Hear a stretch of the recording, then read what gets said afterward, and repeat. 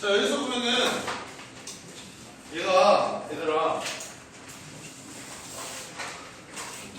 1번 문제부터 보자. 미끌에 대한 설명으로 가장 적절한 거. 얘들아 선택지 바로 봐. 1, 2, 3, 4, 5번에 있죠? 1번, 2번 1번에 도입부, 2번에 동기. 도입부랑 동기는 보통 어디서 나타나지? 처음에서 나타나죠? 그렇죠? 4번 질문 던지고 반응 확인. 질문 던지고 반응 확인은 보통 어떻게 나타나지? 그래서 바로로 나타나지 않나? 짬이 필요하다. 4번은 뭐야? 질문 던지고 반응 확인하는 거 바로로 나타나지 않습니까? 뭐 반응을 확인하면 이따가 나타나지 않겠어? 5번 발표 내용에 대한 청중의 이해도를 확인하면 마무리네? 마무리니까 이거 그 마무리면 제일 어디쯤에서 나타나야겠어? 제일 마지막에서 나타나야겠죠? 그러면 1번 봅니다. 용어 개념 설명. 용어 개념 설명. 탈에 대한 용어 개념 설명. 용어 개념 설명은 안 나타나네요. 그래서 1번 땡. 2번 수업 시간의 경험이 발표 주제 선정에 동기가 있다. 수업 시간의 경험이 있긴 하네요. 마침 국어 시간에 공산 탈출 배워서 발표를 준비하는데 도움이 되었다. 근데 동기는 책을 읽어서 탈이 있어서 여러분들한테 소개를 하고자 하는 게 동기고, 그런데 동기는 여기서 끝났고 그러다가 마침 이것도 있었다. 도움이 되었었다죠. 그래서 2번 땡. 3번 전문가의 말인용. 전문가 같이 보이는 거. 전문가 어떤 뭐 외국 사람이나 아니면 어디 교수. 빠르게 봐줍니다. 빠르게 봐요. 어디 외국 사람 교수. 카메룬? 이거 교수 아니죠? 그러면 이거 뭐야 얘들아? 외국 사람 교수 어디 연구 수업지? 3번 땡. 자 질문 던져 확인해. 이거 뭐야? 얘들아 바로 봐야 된다고 했지? 그럼 보세요. 여기 두 번째 뭐야? 아세요? 대답을 듣고. 그러면 1번에 답은 4번. 그렇지? 그래서 1번에 답 4번 나왔고 5번에 뭐라고 나왔어? 발표 내용에 대한 청중의 이해도 확인. 청중의 이해도 확인은 제일 마지막에 나왔어야 되는데 이해도 확인. 지금까지 이렇게 정리해 왔습니다. 이렇게 보이시죠? 탐구해 보려고 합니다. 앞으로 탐구해 나갈 내용에 대해서 소개했지 이해도를 확인하지는 않았네요. 그래서 5번도 돼. 그래서 1번에 답은 3번만 가져갑니다. 2번입니다. 다음은 위 발표에 관련된 매체 자료 활용 계획이다. 발표를 참고할 때 AP에 들어가게 해서 특별한 것들을. 자 화면 1, 2, 3가 있고요. 여기 보면 양반탈, 광원탈, 카메론탈인데요. 그럼 이제 화면 4에 보면은 단순하게 표현, 다소 복잡이 있네. 그렇지? 얘들아, 이거는 선생님이 정리해놓은 거고 너희들은 이거 어떻게 정리하면 되겠어? 마지막에 봐. 지금까지 소개한 탈들을 화면 4를 가리키면서 이렇게 정리해봤다.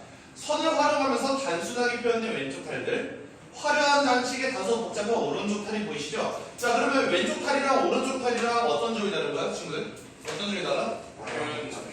그렇죠? 단순하게 표현 vs 화려한 장식의 다소 복잡이죠? 그러면 그거 사전. 단순하게 표현 다소 복잡. 서로 탈들의 복잡성이 대비대로. 알겠습니까? 그래서 답은 2번이라고 할 수가 있겠죠. 그 다음에 3번 떠올린 생각들이다. 나름대로 신유형이라고 할 수 있어요. 왜냐하면 여기서는 청자 1, 청자 2, 청자 3 해가지고 청자 1은 이러고 있고 청자 2는 이러고 있고 청자 3는 이러고 있고 이게 원래 스탠다드한 문제 유형이에요. 근데 여기서는 그냥 이러고 있으니까 나름대로 신유형이라고 할 수 있죠. 자 1번부터 이거 바로 보는 거 아니야? 보기 보고 있을 때 그 20초를 아껴냅니다.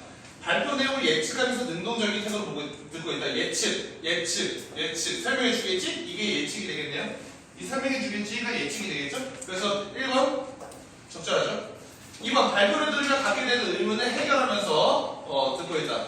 뭐 이게 의문이라고 보기는 어렵지만 의문이어도 해결이 안 된대요.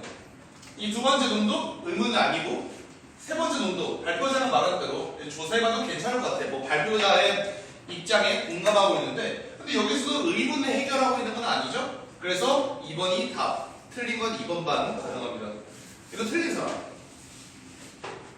좋아요. 3번. 발표자가 제안한 탐구 주제를 긍정적으로 수용한다. 오케이. 발표자가 말한 대로 이 모양에 대해서 조사해보면 괜찮을 것 같다. 그렇죠? 긍정적으로 수용. 4번. 발표 내용과 관련된 경험을 떠올리면서 발표자의 설명에 공감한다. 경험이 어디 있어요, 얘들아? 경험. 나도 박물관에서 관우탄을 봤을 때 경험 있지? 그래서 4번도 맞는 말.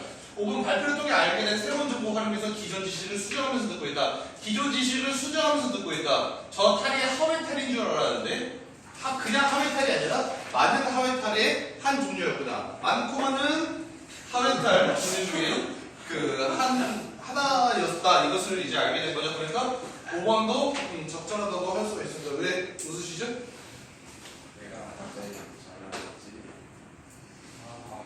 자, 그 다음에 우리 4에서 7번 보자, 얘들아. 그럼 4에서 7번 보면은 이거 보면은 빠르게 4번을 봅니다. 4번 1번 뭐라고 돼 있어? 시청 측과의 인터뷰, 사업 경쟁력에 대한 판단. 가에서 빨리 사업 경쟁력에 대한 판단 찾아. 있어요. 어디서 두 번째 문단에 사업 경쟁력이 충분할 것. 그렇지? 네. 그러면 여기서 4번에 1번 있죠? 2번 사업 추진 계획 찾자. 이걸 읽고 넘어가면 안 돼. 읽고 4번 문제 풀어봤자 다시 읽게 된다니까? 읽지 마.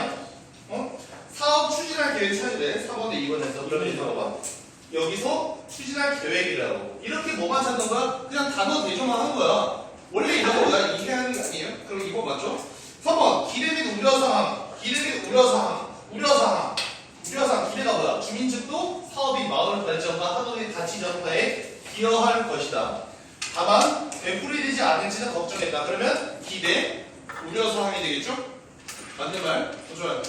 그 다음에 4번 땡땡말 한국관광지 사업 관련 통계다. 자, 그러면 관광 통계 보자. 관광 통계 지역 연구소 자료에 따르면 뭐 증가했다. 관광 통계 있죠? 그러니까 4번도 맞고. 5번 관광지 운영에 따른 피해 경감 사례. 경감이 뭐예요? 경감은 줄어들다라는 뜻입니다. 자, 그러면 여기서 경감 사례는 나오지 않았죠? 그래서 답은 5번. 네. 자, 그 다음에 우리 5번입니다. 답은 보기엔 기억의 초안이다. 기억의 초안이다. 기억 어디 있어? 그러나 붙어 있네. 읽지 마. 그러면 그 기억의 초안을 보고 보기를 기억과 같이 수정한 이유가 가장 적절한 것이래, 얘들아. 그러면 기억이 어디 있어, 얘들아? 이게 기억 아니야? 이거 선생님이 지금 하이라이트 친 게 기억이죠? 그렇죠? 그러면 선생님이 너희들 보기 쉽게 이렇게 해놨습니다. 앞에 보이시죠? 기억은 요거고 보기는 요거예요. 자, 똑같은 거 찾아볼게. 관광 수용량을 초과했다. 관광 수용량을 초과했다. 이로 인해 봉착했고 그에 따라 뭐 감소했다. 다 똑같아. 뭐가 달라? 마을이 감당할 수 있는 방문 인원의 최대치인이 기억에 있어요. 자, 잘 보세요.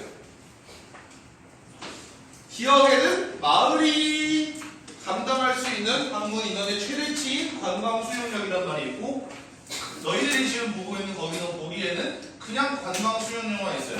그러면 여기서는 어떤 점을 달라졌어? 관광 수용력에 대해서 조금 더 자세히 설명했지. 그치? 네. 관광 수용력이라는 용어에 대해서 좀만 더 자세히 설명했지? 네. 답 찾으면 2번입니다. 독자 이해도를 고려해서 주요 개념에 대한 정보를 추가하기 위해서다. 알겠어? 여러분들 여기서 멘붕했을 거야. 왜? 앞뒤 넘기는 순간 시간 흘러가고 이거 생각보다 안 풀리는데 느낌 들어요. 차라리 그럴 때 개꿀팁을 하나 줍니다. 꿀팁을 하나 주면요. 뭐라고 해야 돼? 그 앞에 있는 거 있잖아요. 앞에 문장을 잘 보고 뒤에 문장이랑 1대1 비교를 하세요. 그러면은 차라리 앞에 한 번 해보고 뒤에 한 번 읽을 때보다 이렇게 1대1 비교하면서 읽을 때가 조금 더 빠르게 읽을 수 있을 거라는 생각이 들어요. 그래서 여기서 5번에 2번 답이었고 6번입니다. 솔림마을 주민 측에서 협상을 준비하는 과정에서 작성한 협상계획서의 일부래. 이건 지우개 어디서? 그러니까 내가 왜 손으로 지우고 있지? 지우개 어디 가서 이게 목요일날 식사 마시다고 하지 않았어요? 아니요. 지우개를 했어! 아니 와 일단 알겠습니다. 손으로 지웠는데 보세요 여러분. 협상을 준비하는 과정에서 작성한 협상계획서의 일부래 다음을 참고해서 A에서 E를 이해한 내용으로 적절하지 않은 거. 자, 이거는 어떻게 보면 되냐면 봐봐. 선택지부터 봐. A에서는 개인 생활 침해, 공동체 구성원의 이탈과 같은 상황에 대처하지 못할 우려 언급하면서 상대 측의 요구에 대한 입장을 제시하고 있다. 뭐래? 사생활 침해라? 애들 빠져나갈 것 같아. 그러면서 입장 제시하고 있대. A 보자. 여러분들은 그 앞에 거 보세요. 여러분들은 이 페이지 갖고 있어요. A 부분은 뭐야? 뭐라고 나와있어요 여기? A 부분 주민들의 사생활이 침해받는 것이다. 삶의 질이 저하될 것입니다. 그 다음에 또 주민들이 떠난 자리가 관광업에 종사하는 외지인으로 채워졌을 것이다. 그러면 여기 뭐야? 이거 1번 맞는 말이 되겠죠? 근데 2번 B에서 나와 관련된 문제의식. 나가 뭐야? 질적 수준을 유지하지 못할 거라는 우려. 질적 수준을 유지하지 못할 거라는 우려와 관련된 문제의식을 드러내는 상대측 의견에 대해 부정적으로 정합니다. 자, 부정적으로 정상한지 봅시다. 이 부분. 자, 보세요. 여기서 결국 지역 주민의 삶의 질과 관광객의 여행 경험의 질이 동시에 악화되는 것입니다. 그래, 다시 말해서 너의 그 협상하는 불실심이다. 이렇게 말을 하고 있잖아요. 그러니까 여기서 이번도 맞는 말이 되겠죠. 그 다음에 3번 C에서는 다와 관련된 상대측 계획에 대한 수용 가능성을 언급하면서 추가적인 요구사항을 제시하고 있다. 자, 여기서 보면은 다가 뭐예요? 다가 동시에 방문할 수 있는 관광객 규모를 넘을 우려죠. 그거에 대한 수용 가능성 언급하면서 추가적인 요구사항 제시. 보세요. 다 여기서 C에서 그 정도 계획은 마을의 역할을 고려할 때 다들 지금 현실적인 방안이라고 봅니다. 수용 가능성. 그러면 한옥 개방 시간은 이렇게 해달라. 또한 한옥 관광 도우미로 지역 어르신들을 우선 채용해달라. 여기서는 추가적인 요구사항 맞죠? 그러니까 3번도 맞는 말. 4번 보자. D에서는 나에 대한 입장을 드러내면서 상대 측에 그에 대한 대안을 요구하고 있다. 라가 뭐야? 일자리 창출이지? 자, 그러면 D의 일자리 창출에 대한 얘기 나오는지 보자. 일자리 창출에 대한 얘기, 뭐 대안 요구하고 그러진 않죠. 그래서 6번에서 4번입니다. 일자리에 대한 요구가 없네요. 야간 기장하면 돈 버는 건 저놈들이지. 뭐 이 내용은 있어요. 하지만 우리의 일자리에 대한 내용은 없습니다. 그래서 답은 4번이에요.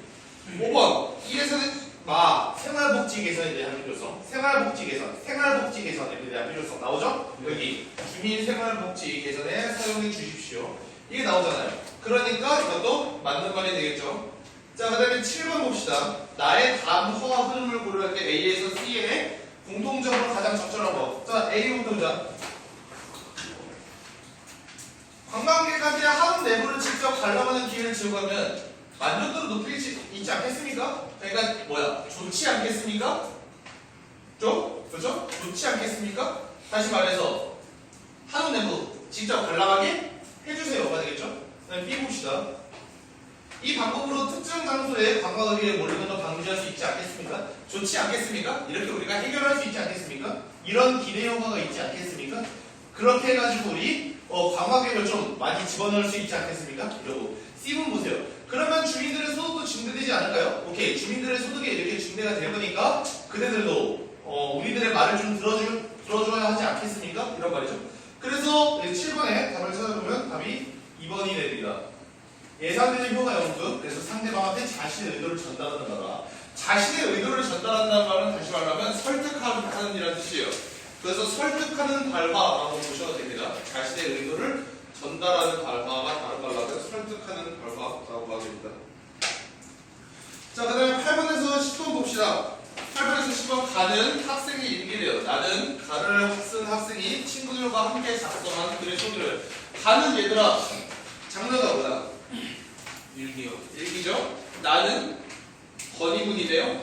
그러면 일기와 건의문 중에서 얘들아 일기는 뭐 특별한 형식이 있습니까? 아니면 뭐 예상독자에 대한 분석은? 일기 없죠? 그래서 답은 3번입니다. 가는 나와 달리 예상독자의 관심사에 대한 분석이 글쓰기에 중요하게 작용합니다. 예상독자에 대한 관심사에 대한 분석은 좀 사회적 글쓰기에 해당되지 이런 개인적 글쓰기, 성찰적 글쓰기, 뭐 일기 이런 데 포함되지 않겠죠? 그래서 8번부터 우리가 이렇게 깔끔하게 풀 수 있었어요. 그 다음에 9번 바로 가자. 보기를 나에 대한 학생들의 수정 문제이다. 보기를 참고할 때 나에 추가할 내용으로 가장 적더라고. 초보에서는 건의 내용을 언급한 후 글을 읽어준 것에 감사하는 끝인사로 마무리를 했잖아. 그런데 글의 설득력을 높이려면 건의 내용을 언급한 후에 건의가 받아들여졌을 때 소비자와 기업 양쪽이 얻게 될 이익을 직접적으로 표현했으면 좋겠어. 자, 어떻게 하려 얘들아? 어떤 것을 바꾸래? 맨 마지막을 무엇으로 바꾸래? 소비자와 기업이 얻게 된 직접적인 이익을 보래. 자, 그러면 1번 보자. 재질을 계산한다면 소비자는 질 높은 PVC 제품을 구매할 기회를 얻게 되고, 소비자의 이익이죠? 귀사는 제품의 재질을 개선하기 전보다 높은 수익을 얻을 수 있을 것입니다. 근거는요? 선생님이 이거 근거 있는 줄 알았어요. 그래서 한번 봤어요? 그 근거가 없어요. 높은 이익을 얻는다는 근거가 없어요. 그래서 1번은 땡. 그러니까 이것은 구라라는 것이 얘들아 기업이 얻게 될 이익이 아니라 구라인 거야. 1번은. 알겠어? 2번 재질을 계산한다면 소비자는 귀사의 제품을 선택함으로써 동참하게 되는 것이다. 오케이. 소비자 이익? 오케이. 그렇게 되면 우리나라의 플라스틱 사용량이 줄어든 것입니다. 기업 이익은요? 직접적인 이익이잖아요. 없죠? 그래서 기업 이익이 없다. 2번에는. 그래서 2번이 땡. 3번 재질을 개선한다면 귀사처럼 환경 보호에 동참하는 기업이 늘어나게 된다. 오케이. 소비자를 환경 오염시키지 않으면서 다양한 제품을 선택할 수 있을 것이다. 뭐 소비자의 이익 오케이. 근데 기업 이익이 없죠? 그렇죠? 귀사처럼 뭐 환경 보호에 동참해준다. 뭐 알겠는데 그럼 귀사가 얻는 이익은요? 없죠? 그래서 3번 땡.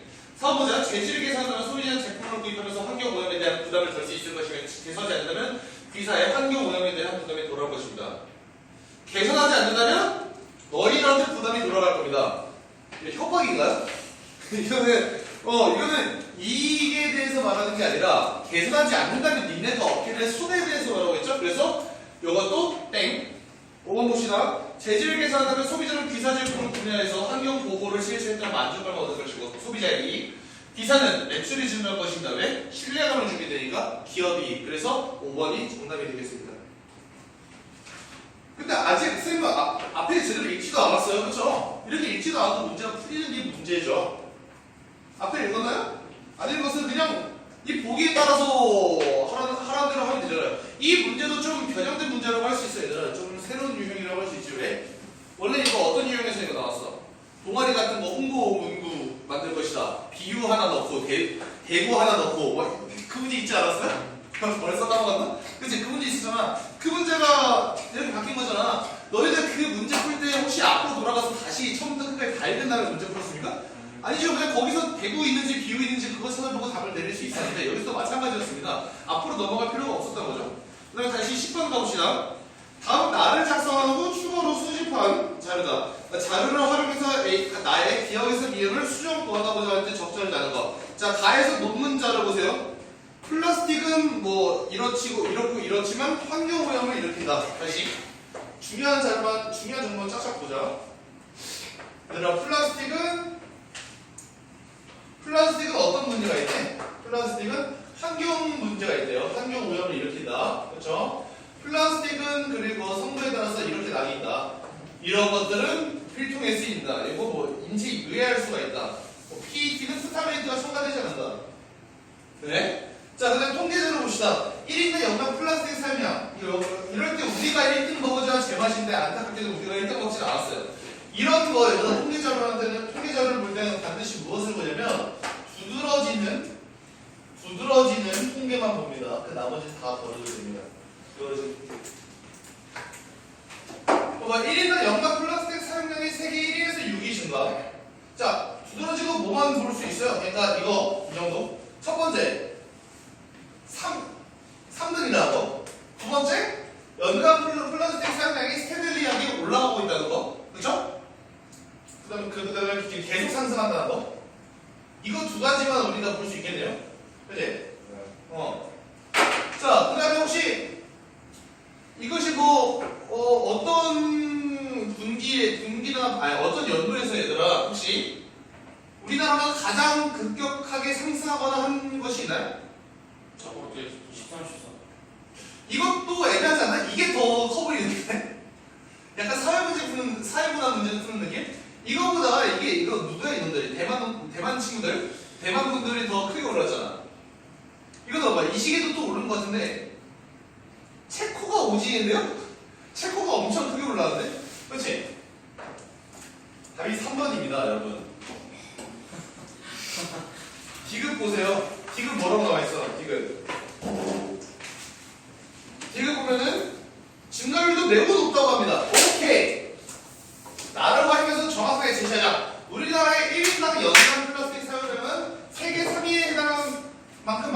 인정? 인정해요? 그런데 그 증가율도 가장 높았다. 쌤이 여기다가 아래 PD를 뭐라고 달았습니까? 다시는 체코를 무시하지 말라. 체코가 가장 증가율이 높았다고도 말할 수가 있겠죠. 어떤 연도에서는. 그렇죠? 그렇기 때문에 3번이 답입니다. 이거는 그러니까 무슨 문제였어요, 여러분? 시력 테스트 문제였는데 틀린 사람. 여러분들은 시력이 좋지 않았습니다.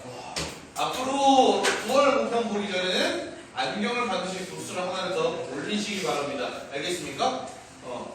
자, 그 다음에 우리 그 문법 문제입니다. 비문학 문제. 봐봐, 얘들아. 첫 번째 문단에서 어떤 거 나오고 있어? 막 흥미롭다 이러고 있어. 그치?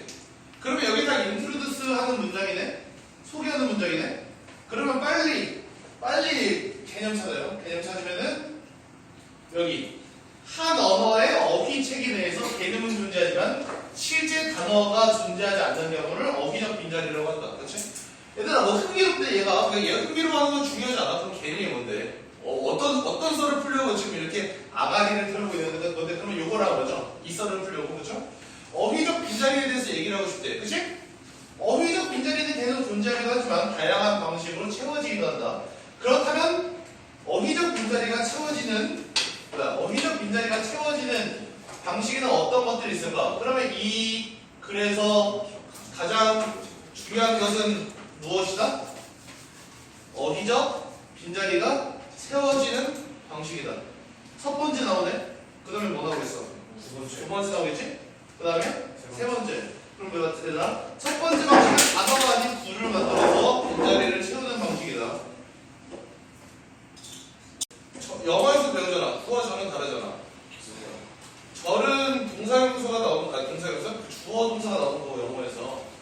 그 다음에 구는 여러 단어로 이어져 있대 주어 동사 형태가 나오지 않는 것을 구라고 하잖아요. 첫 번째 방식은 이런 구래요. 자, 예시 넘기고. 두 번째 방식은 한자어나 외래어 사용. 그렇지? 한자어나 외래어 이용. 빨강, 주황, 노랑이 있는데 빨강과 노랑의 중간색이 주황. 한자어래. 초록도 한자어래. 오케이. 자, 세 번째 방식은 상이어로 하이어의 빈자리를 채우는 방식이래요. 누이는 원래 손 위와 손 아래를 모두 가리키는 단어인데 손 위를 의미하는 누나는 따로 있는데 뭐 손 아래를 의미하는 단어가 없어서 상이어인 누이가 또 하이어에도 쓰인다. 세 번째 방식은 상이어로 하이어의 빈자리를 채우는 방식이다. 이렇게 첫 번째, 두 번째, 세 번째 방식이 있죠? 문제 갑니다. 바로 길이. 밑글의 어휘적 빈자리가 채워진 방식이 정론의 사례를 불러라. 기억해. 학생 원은 단어가 어때? 오케이 좋아요. 단어가 어때? 둘째 사이, 셋째 사이. 뭐야 이거? 구 아니에요? 그죠? 오늘 기억은 맞는 거. 구잖아. 둘째 사이, 셋째 사이는 구잖아. 구. 이거는 구기 때문에 맞고. 그 다음에 미은. 학생 투는 국어사 작성한테 껌이 하이어로 장기, 까투리 알고 있었는데 국어사전에서 꺼병이 찾아서 사용했대. 얘들아, 첫 번째 방식이 구였고 두 번째 방식이 한자어 외래어, 세 번째 방식은 상이어. 고유어 찾았대. 고유어 찾는 건 1, 2, 3 중에 있습니까? 아니요. 방식 중에 없어요. 이름 갖다 버리고. 디귿, 고유어, 생소해서 색별받으기로 갖다 버려. 용기를 내서 1번. 용기를 내야 합니다. 이건 진짜 용기를 내야 해요. 이거가 진짜 무서워요. 이 선생지가. 인정합니까? 기억니은, 이것 중에 하나일 것 같은데 그렇게 쓰러. 그래가지고 뭐 해? 한 번 더 확인해. 근데 어떤 걸 확인해? 되지도 않는 예시. 여기서 예시 찾아보면서 확인해. 그러지 말고 그냥 이 개념 줄 가지고 판단을 하라. 되지도 않는 예시 봤자 공부 하나도 안 된다. 용기를 내세요. 알겠죠? 쌤도 사실 이거 풀고 나서 나중에 이거 틀린 거 아니야? 했었습니다. 자, 그 다음에 우리 13번 문제. 이거 굉장히 짜증났어요. 왜? 낚시가 이중으로 걸려있었어요. 이거 진짜. 이거 틀린 분들 굉장히 많았을 것 같아요. 왜냐면 낚시가 걸려있었다니까? 중세국어 의문문 아는 사람들도 틀리는 문제야. 쌤이 방금 말했던 낚시 걸려있는 것도 설명도 부족합니다. 한정 의문과 설명 의문에 대한 설명도 부족해요. 봐봐. 중세국어의 의문의 종류에 따라서 종료음이나 보조사가 달리 쓰인다. 예를 들면은 판정 의문문에서는 이 부분부터 나오죠. 판정 의문문에서는 종결 및 여, 설명 의문문에서는 종결 및 요가 쓰인다. 반면 판정 의문문에서는 가, 설명 의문문에서는 고가 쓰인다. 그런데 주어가 2인칭일 때는요, 종결 및 니은다가 쓰인다. 근데 봐봐, 다른 데서는 판정 의문문과 설명 의문문 뭔지 알려주거든. 근데 여기는 안 알려줬지. 이 문제는 굉장히 많아요. 기출에 그냥 돌고 도는 문제야. 그냥 요거는 당장 우리가 기출서 펴지? 똑같은 문제 진짜 7개는 볼 수 있어 우리. 그 10개년 안에서 7개는 볼 수 있다고. 굉장히 자주 나오는 유형이에요 진짜로. 근데 판정 의문과 설명 의문에 대한 설명이 없다는 게 문제였죠. 자 그럼 보자. 이 일hum이 보통 이제 어떻게 생각해? 판정 의문과 설명 의문은 의문사의 유무에 따라서 달리 선택되죠. 이 일hum이 의문사가 없어 보이거든요. 그래서 여기서 무엇을 보기에 쉬워요? 무스가 4번, 5번 중 하나를 좀 고르기가 쉬워요. 왜? 판정 의문이라고 생각하고. 근데 여기 뭐야? 무엇이 있네? 여기 달려있네? 그치? 그래가지고 설명 의문인데 판정 의문으로 4번, 5번으로 가기가 쉽습니다. 일단 이게 첫 번째 함정이었어. 두 번째, 너희 어때 아니? 자, 니 이거 뭐야 이거? 인칭이? 2인칭입니다. 그러면 어찌가 왜 하필 붙여놨을까? 어찌를 왜 꼭 붙여놨을까? 어찌를 왜 붙였어야만 하는가? 함정입니다. 어찌 딱 보면 이제 뭐야 이거? 저 의문사예요 막 이러고 있죠? 갖다 버렸어야 돼. 니니까 니은다를 골랐어야 됐죠? 그 다음에 그대 여기서 니은다 나왔으면 이제 뭐라고 생각해? 여기서 설명이고 여기서 니은다면 여기서 뭐라고 생각해? 판정이라고 생각하지? 근데 그걸 한 번 더 깨버렸어. 뭐? 그대. 그래가지고 그대는 2인칭이네. 여기서 니은다 써주면은 답은 2번. 진짜로 이게 낚시가 많이 걸려있어가지고 여러분들 힘들었을 겁니다. 14번은 굉장히 쉽게 풀어가야 돼 얘들아. 뭐 1번, 2번, 3번, 이건 5번 다 풀어가서 되는데 3번이 낚시 선택지야. 3번 고른 사람. 좋아. 3 내려. 3번이 낚시 선택지야. 14번. 4번 얘들아. 기억에서 첨가된 의문과 니은에서 탈락된 의문은 서로 다르군. 기억에서 얘들아 우리 말에서는 첨가가 단 한 가지 종류밖에 없습니다. 니은 첨가밖에 없어요. 우리말에서는 리을 첨가라는 거 없어요. 근데 허접들이 이 문제를 봐. 그럼 어떻게 돼? 리을 첨가네? 음끝 됐네? 9번이네? 이러고 있네. 그렇죠? 근데 봐봐 얘들아. 기억에서 첨가된 의문은 뭐야? 니은이죠? 니은에서 탈락된 의문은 뭐야? 리을이죠? 서로 다르군. 맞죠? 4번. 기억 기근에서는 의문 개수가 달라지는 의문도 일어났군. 기억봐봐 얘들아. 첨가되죠? 그럼 어떻게 돼? 의문 개수 달라지죠? 오케이. 디귿 보자. 벼울치. 티은 넘어만 하면 2개 음악. 그냥 교체 한번 나타나지 않아요? 그렇죠? 티은 넘어간다면 2개 음악. 다른 거 있어요? 첨가 나타나? 없죠? 답은 4번. 이거 쉽게 가서야 돼. 15번. 기억 니은에 해당하는 얘기에 묶인 거. 이것도 문제가 짜증이 나요. 왜냐면 여기서 두 가지 가지고 낚시를 걸어. 우리가 보통 지금까지 나온 이 유형 문제는 피동문과 사동문 구별하는 거예요. 이때까지 나온 이 유형은 피동문과 사동문 구별하는 거라고. 근데 여기서 하나가 더 뛰어듭니다. 짜증나게. 도금이어나 다이어으로 그 의미를 유의해야 합니다. 이게 같은 단어가 맞냐? 이거까지 봐야 됩니다. 그거 가지고 보자. 1번. 학생의 이마에 갈렸다. 삼촌이 형에게 텃밭을 갈렸다. 갈렸다 뭐겠어? 다른 사람을 바꿨다. 텃밭이 사람 이름입니까? 아니죠? 1번 땡. 왜? 1번은 같은 갈린다가 아니에요. 다른 단어잖아. 피동문과 사동문으로 써야 되잖아. 그렇지? 다른 갈렸다잖아. 1번 땡. 2번. 용돈이 이달에 10,000원이나 깎인다. 나는 잘못 실수로 점수를 깎인다. 10,000원 깎인다 뭐야? 값이다 금액을 낮추어서 줄이다. 오케이? 둘이 같은 단어 같아요. 좋아요. 여기까지 인정? 깎였다. 피동. 앞했다. 피동. 사동이 아니네. 2번 땡. 그렇지? 여기서 땡. 3번 기억. 내 친구는 가래떡에 꿀만 묻혔다. 꿀 묻히다. 요거 있네. 뭐 가루, 풀, 물다리, 뭐 문체 들어가다 끈질 않겠다. 오케이. 그다음에 누나는 붓에 먹물을 듬뿍 묻혔다. 자, 먹물 붓에 묻혔대요. 이거는요, 여러분? 그러면 둘 다 뭐야? 둘 다 사동이지. 그래 이거 뭐가 틀렸어? 기억이 틀렸지. 4번 아빠가 아이 입에 사탕을 물렸다. 앙. 니은 큰형이 동네개에서 발을 물렸어. 발을 물리다가 뭐야? 비동. 근데 이거 민니와 아랫니 사이에 끼는 상처를 상처가 날 만큼 세게 누르다. 이걸 당한 거죠. 누구한테? 네. 걔한테. 근데 봐봐 얘들아. 아이가 사탕을 윗니와 아랫니 사이에 끼운 상태로 상처가 날 만큼 세게 누릅니까? 좀비예요? 아니죠? 그래서 이거 두 개는 같은 단어가 아니다. 그래서 다음 5번. 5번은 틀리지 않겠습니다. 똑같은 틀렸다는데 피동사동이에요. 아까. 자, 이거 읽다가 나름대로 재밌었는데 지우개. 봐봐 얘들아. 문학 문제네. 쌤 뭐부터 보라 했어? 뭐부터 보라 했어? 보기요. 그렇죠? 보기 박스 문제부터 봐야지. 그럼 봐봐. 보기 박스 문제를 보면은 뭐라고 나와 있어? 토지는 개화기부터 해방 무렵까지 우리 민족의 순환과 저항의 역사를 다루고 있다. 근데 이전까지 비교적 안정적이었던 신분 질서와 사회적 관계는 이 시기를 거치며 큰 변화를 겪는다. 토지에서는 몰락한 양반층, 친일 세력, 저항 세력, 기회주의자, 다양한 인물들이 때로 협력하고 때로 대립하면서 복잡한 관계망을 형성한다. 오케이.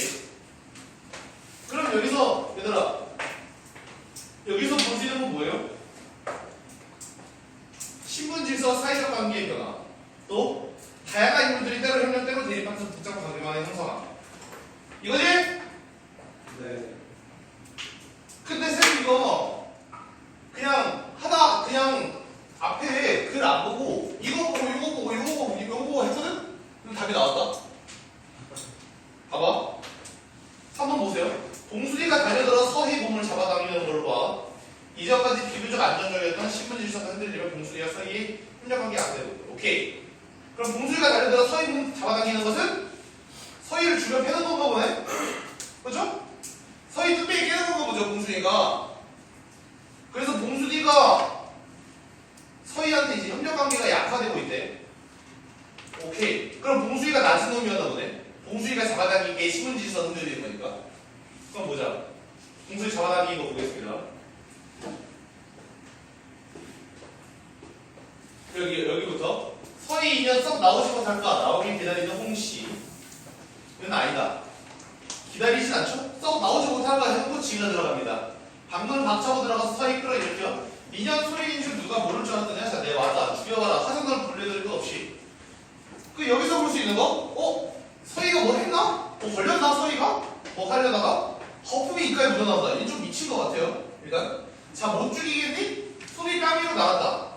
자, 아까 손을 잡고 요거 말한 거였죠? 말한 흔들어낸다. 서희 얼굴이 흑빛을 변한다. 얼굴에다 봉순이 왜 이런 식으로 달려들어서 서희 몸을 잡아당겨. 그래서 한번 헷갈렸어요. 서희가 뺨 때린 건가? 근데 아니에요. 서희는 이런 거 당하고 있었던 것 같아요. 그럼 왜 이런 시오 하고 서희 몸을 잡아당긴 건 무슨 행동이야 이거는? 서희를 보호하고자 하는 행동이네요. 그런데 실 뜯어지는 소리와 함께 오구름이 난다. 감히 누굴 감히 뛰쳐나가. 맨발로 연못함에 몸을 날린다. 누가 몸을 날려요? 서희가 몸을 날리죠. 그 죽을 생각을 했던 것이다. 애기씨 울부짖지만 난 이때까지 이때까지 얘가 남자인 줄 알았어. 근데 애기씨네 여자네. 울부짖으면 봉순이 뒤쫓아간다. 오케이, 그럼 봉순은 서희를 좋아하는 애 같은데 죽을 생각하니까 봉순이가 울부짖으면서 애기씨라고 하면서 뒤쫓아간대. 좋아하는 거 아닐까요? 그렇죠? 좋아하는 거겠죠? 그런데 여기서 뭐라 써있어? 아까 거기 보기박스 문제에서 봉순이가 서희한테 몸 잡아당기는 게 협력관계 약화하는 거라고 하죠. 그래서 여기서 18번에 나오는 3번. 자, 그 다음에 우리 16번에 보면 A와 B에 대한 설명을 적절하지 않은 거 나오는데 A와 B, 그거는 이제 이게 제일 해전 문제예요. 소설에서. 말 그대로 A랑 B만 보면 되니까. 자, A라고 하면은 어디에 이 부분이네? 삼수가 왔다는 다음날 가정이 넘었다. 시력의 밤을 타고 덩어리 같은 침묵을 지키면서 타작마당에 장병들이 모여들었다. 마을에서 개들이 짖는다. 불은 켜지 않았지만 집중에서 인적기가 난다. 여기서 보면은 지금 뭐가 나타나요? 얘들이 비밀리에 어디로? 침묵을 지키면서 이동하고 있는 모습이 들어가죠. A에서 그랬다. 그 다음 B 부분 보자 얘들아. B 부분은 이게 맞짱 뜨는 부분이었네. 오케이. 그럼 이거 가지고 문제로 갑니다. 자, 여기서 보면은 1번부터 A는 비유적인 표현을 활용해서 인물의 은밀한 행동 양상을 드러낸다. 자, 비유적인 표현 뭐야? 여기서 덩어리 같은 친구. 그렇죠? 이거 하나 때문에 덩어리 같은 친구. 그러면 여기서 비유적 표현 맞고 은밀하고 맞고. 오케이. 1번 맞고. 2번 B는 음성 강조를 활용해서 행동의 경륜을 강조한다. 와라. 오케이. 여기 있잖아 이거. 와라. 근데 3번 A. 장면에 대한 관찰 중심으로 서술하고 인물의 내면에 대한 직접적 서술이 B에서 나타난다. 자, 죽을 생각을 했던 것이다. 이거 뭐야? 인물의 내면에 대한 직접적 생각, 직접적 서술이죠? 이것 때문에 3번도 맞고. 4번 A는 시제가 과거형에서 현재형으로 바뀌면서 장면에 긴장감도 하고 B는 현재형 진술을 활용하면서 인물과 갈등을 더 생생하게 전달한다. 자, 과거에서 현재로 바뀌는지 봅시다. 여기서 넘었다, 과거, 모여들었다. 근데 갑자기 난다, 는다, 시작한다. 그럼 이게 뭐야 이거? 현재형으로 바뀌었네, 그렇죠? 그 다음에 B 현재형 진술 활용, 뭐 남는다, 것이다, 현재형 진술 활용 맞잖아요. 답이 5번이에요. B는 공간적 배경의 변화를 통해서 인물과 대립에 어디로 들어간다. B에서 보면 공간적 배경의 변화해요. 어디서? 방에서 뛰쳐나간다. 어디로 가 이제? 연못을 간다. 근데 방에서 연못 가는 게 인물과 대립의 어디? 아니죠? 답은 5번. 자, 17번. 가장 적절한 거는 3번밖에 안 되는데요.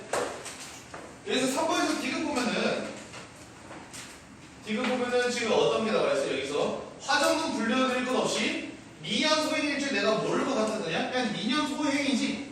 그러니까 여기서 윤보일 행위 위해서 얘네를 한번 싹 쓸고 갔는데 윤보가 한 짓이지만 얘네는 뭐라고 생각해? 나 서희 너가 다 한 것이지? 너 딱 걸렸어 임마. 이런 거 있죠?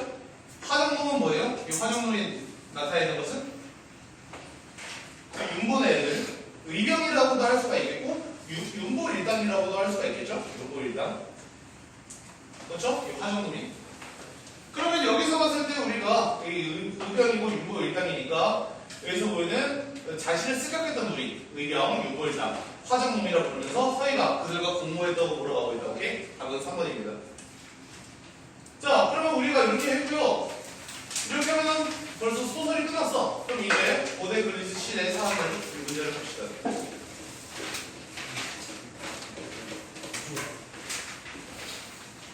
자, 보자. 이거는 정말 쉽게 풀어갔어야 됐어. 진짜 정말 쉽게 풀어갔어야 됐기 때문에 이거를 쉽게 못 풀었다. 그러면 좀 반성을 하셔야 됩니다. 그동안 나는 도대체 19년 동안 무엇을 한 것인가? 난 대학에 올라가면 책을 읽을 수 있는 놈인가? 나는 네이버 뉴스를 보면서 이해를 할 수 있는 자인가? 알겠어? 만약에 이거에서 두 문제를 틀렸다.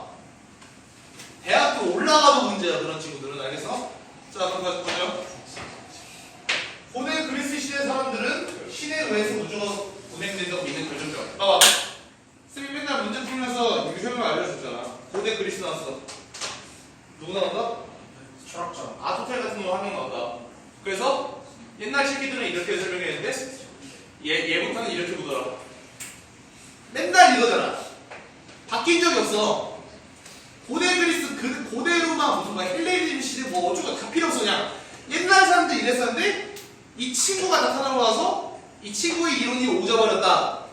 이런 내용이야. 그러면 이거 봐봐. 고대 그리스 사람들은 신에 대한 두려움, 힘이 야기한다고 생각되는 자연재해, 천체 현상, 두려움을 떨치지 못했어. 그래서 에피쿠로스라는 놈이 등장했어. 오케이.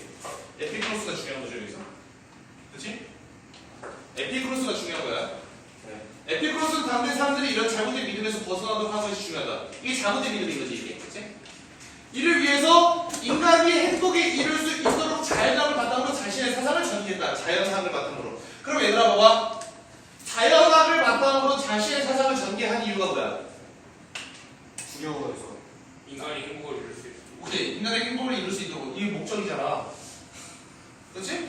그냥 이 문장에서 독해가 되잖아. 그러면 얘가 자연학 한 이유가 뭐냐고. 인간의 행복이 이룰 수 있도록. 근데 그 전까지 행복이 이룰 수 없던 이유가 뭐였는데? 신한테 쫄아가지고 그런 거 아니야? 그렇죠? 기독교분들 죄송합니다. 어쨌든 여기서 신한테 쫄아가지고 그랬다는 거 아니야? 그래가지고 그것에 대해서 좀 인간이 짱짱이다라고 하는 이론을 전개했겠죠? 자, 에피크로스는 뭐야? 에피크로스는 신의 존재 인정한데 신의 존재는 인정하나 신은 다르다. 신은 인간사에 개입하지 않는다. 이신론적 관점을 주장합니다. 자, 여기서 이신론적 관점은 뭐야? 신은 인정하지만 인간사에 개입하지 않아요. 따라서 뭐야? 따라서 다 본다는 지금까지 나온 거 다 요약하고 정리하면서 결론만 내는 문장 아니야? 그렇지? 그럼 요거 다 필요 없고 요것만 중요한 거야. 따라서 뒤에서. 따라서 인간의 세계가 신에 의해 결정되지 않으면 인간의 행복도 자율적 존재의 인간 자신에 의해 완성된다. 신에 의해서 결정되지 않아. 자, 그 다음에 또 한편 에피쿠로스는 인간의 영혼도 입자로 구성된다. 영혼은 육체와 함께 생겨나고 육체가 상호작용해. 상처를 입으면 고통받아. 육체가 소멸하면 소멸해. 인간은 사후에 그냥 죽는 거야. 뭐 어디 안 가. 그래가지고 신의 심판 같은 거 없어. 그래서 살아있는 동안 인간은 사후에 심판이 있다고 생각해서 두려워할 필요가 없다. 다시 말하면 얘가 오는 인간이 두려워하는 이유 중 하나는 뭐였던 거야? 죽음에 대해서 두려워하는 이유는 심판 제대로 받을 것 같아봐. 그렇죠? 선생님처럼 그냥 나쁜 짓 하고 놀았다가 이제 심판받을까봐 두려웠던 거죠. 그래서 그럴 필요가 없게 돼요. 자, 그 다음 이러한 에피쿠로스의 자연학은 우주와 인간의 세계에 대한 비결정론적인 이해를 가능하게 한다. 이게 무슨 말인지 어려우니까 계속 뒤에 보자. 이는 원자의 운동에 관한 에피쿠로스에서 설명에서 명확히 들어간다. 그는 원자들이 수직-낙하 운동이라는 법칙에서 벗어나기도 한대. 오케이? 네. 원자들이 어떤 특정한 법칙에서 벗어나기도 하고 비스듬히 떨어지고 충돌이 틀려나고 이런 우연적인 운동을 한대. 그리고 우주는 이런 우연의 산물이래. 따라서가 또 중요하다고 했죠, 쌤이? 따라서 이 우주와 인간의 세계에 신의 관여는 없다. 인간의 삶에서도 신의 성질을 찾을 수 없다. 이거 어디서 본 거야? 원자의 법칙에서 벗어나고 우연적인 운동하는 곳에서 찾은 거죠. 무엇을? 신이 없다는 것을. 좀 넘어가긴 했어요. 원자가 우연적인 운동하다가 오케이 신 없어 수고 이런 거잖아. 그렇지? 그 다음에 또 이것을 그러니까 어떻게 생각했는데 에피쿠로스는 자유의지의 단초로 삼았대. 알아? 마지막입니다. 엄청 짧잖아. 원래 아래 꽉 채우고 위에 이 정도 있어야 되잖아. 엄청 짧잖아요. 그렇죠? 이러고 이제 끝나는 거야. 자, 에피쿠로스 이를 토대로 자유로운 삶의 근본을 규명하고 인간의 궁극적인 목표인 행복으로 이끄는 윤리학을 펼쳐나간다. 결국 그는 인간이 신의 개입과 우주의 필연성, 사후 세계에 대한 두려움에서 벗어날 수 있도록 함으로써 자신의 삶을 자율적이고 주체적으로 살 수 있는 길이 열어줬어. 여기서 계속 뭐 나오고 있어? 의의 나오고 있죠? 그러면 보통 의의 다음에 한계점 나오는데 한계점 없네? 그럼 의의에서 끝이네. 쾌락주의적 윤리학을 바탕으로 이 쾌락주의적 윤리학이 바로 이 친구가 만든 윤리학이 되겠지. 영혼이 안정된 상태에서 행복 실현을 추구할 수 있는 방안을 제시했대. 오케이. 의의가 나온다. 그러면 이거 가지고 문제 풀겠습니다. 완벽해. 표제 문제는 그냥 쉽게 가져갔어도 됐을 것 같아요. 위클의 표제와 문제가 뭐냐? 에피쿠로스 사상의 목적과 의의다. 이런 이해를 중심으로. 괜찮죠? 그래서 19번의 답은 2번. 20번. 기억에서 디귿에 대한 이해로 가장 적절한 거. 자, 기억이 뭐였습니까? 이신론이었어. 이신론은 뭐였어? 결정되지 않고 인간이 그냥 한다는 거였어. 그러면 기억 보세요. 인간이 두려움을 받는 이유를 미움과 디귿은 신에 대한 의존에서 벗어나게 하는 방법을 제시한다. 신에 대한 의존에서 벗어나게 하는 방법, 그 다음에 기억이 인간의 두려움을 갖는 이유, 이런 건 다 틀렸습니다. 2번, 3번도 읽어보시면 틀렸다고 알 수 있고요. 4번 보세요. 기억과 디귿은 인간이 잘못된 믿음에서 벗어날 수 있는 근거를 디귿은 행복에 이르도록 하는 방법을 제시한다. 자, 기업과 디귿은 인간이 잘못된 믿음. 다시 말해서 이건 뭐에 대한 믿음이냐면 신에 대한 믿음입니다. 신에 대한 믿음. 니은이 뭐였어 얘들아? 니은이 자연함이잖아. 이게 뭐야? 신은 없다. 인간은 자유의지다 라고 하는 게 니은이고요. 기업은 맨 위에 기업은 여기서 이신론적인 거. 인간의 세계는 신에 의해서 결정되지 않는다. 그러면 잘못된 믿음, 신에 대한 믿음에서 벗어나게 하는 거, 디귿은 쾌락주의적이었죠? 행복에 이르도록 하는 방법. 이것까지 맞는 말. 그래가지고 4번 맞는 말. 그 다음에 우리 21번입니다. 에피쿠로스에 대해서 비판하고자 할 때 비판적으로 적절한 거. 기업부터 신이 분노와 호의로부터 자유로운 상태라면 인간의 세계에 개입을 하지 않는다는 뜻일 텐데 왜 신의 섭리에 따라서 인간의 삶을 이해하려고 하는가? 신의 섭리에 따라서 인간의 삶을 이해하려고 하는가? 에피쿠로스가? 에피쿠로스는 그런 적 없어요. 에피쿠로스는 신의 섭리에 따라서 인간의 삶을 이해하려고 한 적이 없으니까 기억 땡. 이은 보세요. 원자가 우연적인 운동을 한다는 것은 뜻하지 않게 움직이는데 근데 어떻게 그게 자유의지야? 오케이 인정합니다. 이은 맞고. 디귿 인간이 죽음에 대해 두려움을 느낀다면 죽음에 이르는 고통 때문일 수도 있다. 사후에 대한 두려움 때문이 아니라 그냥 죽음에 이르는 과정의 고통 때문일 수도 있다. 그게 인간이 두려워하는 것이 아닌가? 오케이 이것도 맞는 거야. 그래서 니은 디귿 괜찮네요. 리을 인간이 자연재해를 무서워한다면 신을 무서워하는 게 아니라 자연재해 자체를 무서워하는 거다. 신이 일으키지 않았다고 해서 자연재해 안 무서워할 수 있겠어요? 이 말도 맞는 말. 그래서 니은 디귿 리을 해가지고 답은 5번입니다. 자 여기서 한 문제 더 있는 거 보고 잠깐 쉬죠. 윗글의 에피쿠로스 사상과 보기에 나타나는 생각 비교하래요. 자, 이 보기에 나타나는 겁니다. 신은 인간의 세계에 속해 있진 않으나 이거는 공통점이네요. 그렇죠? 네. 인간의 세계에 속해 있지 않다가 에피쿠로스도 신이 중간 세계에 있다고 하니까 이건 공통점이 되겠어요. 그리고 모든 일의 목적인 존재다. 모든 것들의 원인이다. 탁월한 존재다. 모든 것들은 바로 행복한 상태에 이르도록 이끈다. 요것은 차이점이 되겠습니다. 왜 차이점이네? 그 에피쿠로스에서는 신은 그냥 닥치고 있는 존재입니다. 그렇죠? 아무것도 아니에요. 근데 요것은 목적이자 원인이자 모든 것을 바로 행복한 상태에 이르도록 이끄는 존재가 바로 신입니다. 그럼 1번부터 봐. 신은 모든 것을 원인으로 보는 거 사상과 차이점이 있다. 괜찮죠? 2번 신이 지성을 조력자로 삼아서 모든 걸 이끈다고 보는 거 차이점이 있다. 괜찮죠? 3번 목적으로 보는 거. 그 다음에 신이 불사는 존재라고 보는 거. 신의 존재를 인정한다는 공통점이 있다. 신의 존재 둘 다 인정합니다. 맞는 말.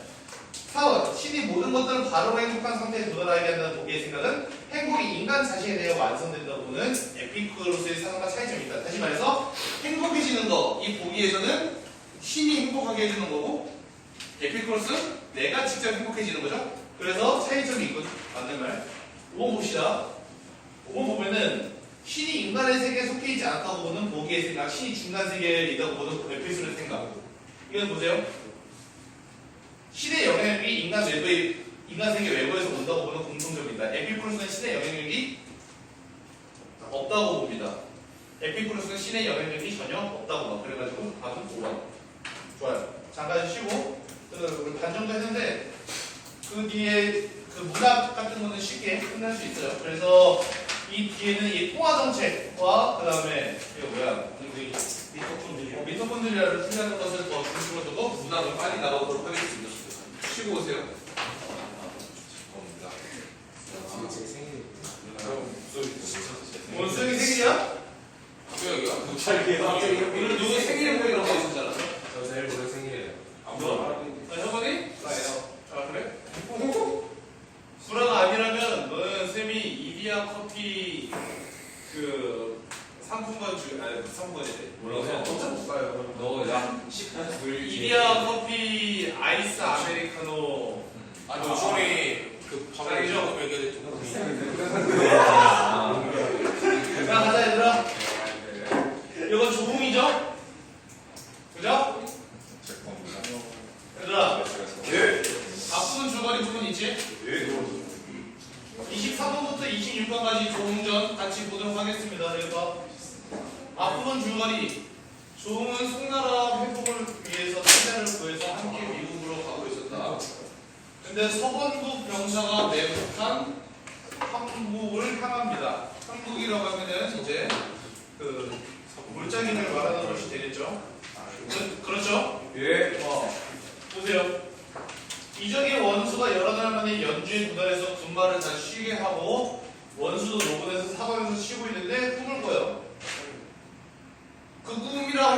나비가 날아들고 원수도 날개를 얻어서 그 나비를 따라서 공중에 날아서 한 곳에 이릅니다.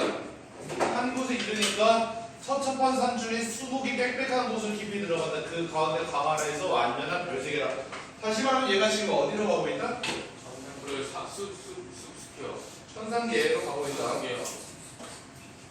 근데 천상계로 가고 있다는 것을 우리가 이렇게 파악을 하는 이유는 바로 여기가 기이한 공간이기 때문에 기이한 공간이고 이제 어떤 공간이야? 또 전기적인 공간이니까 천상계로 가고 있다고 파악하는 거죠. 기이한 공간, 전기적인 공간을 가고 있다. 이번에 고기 먹자.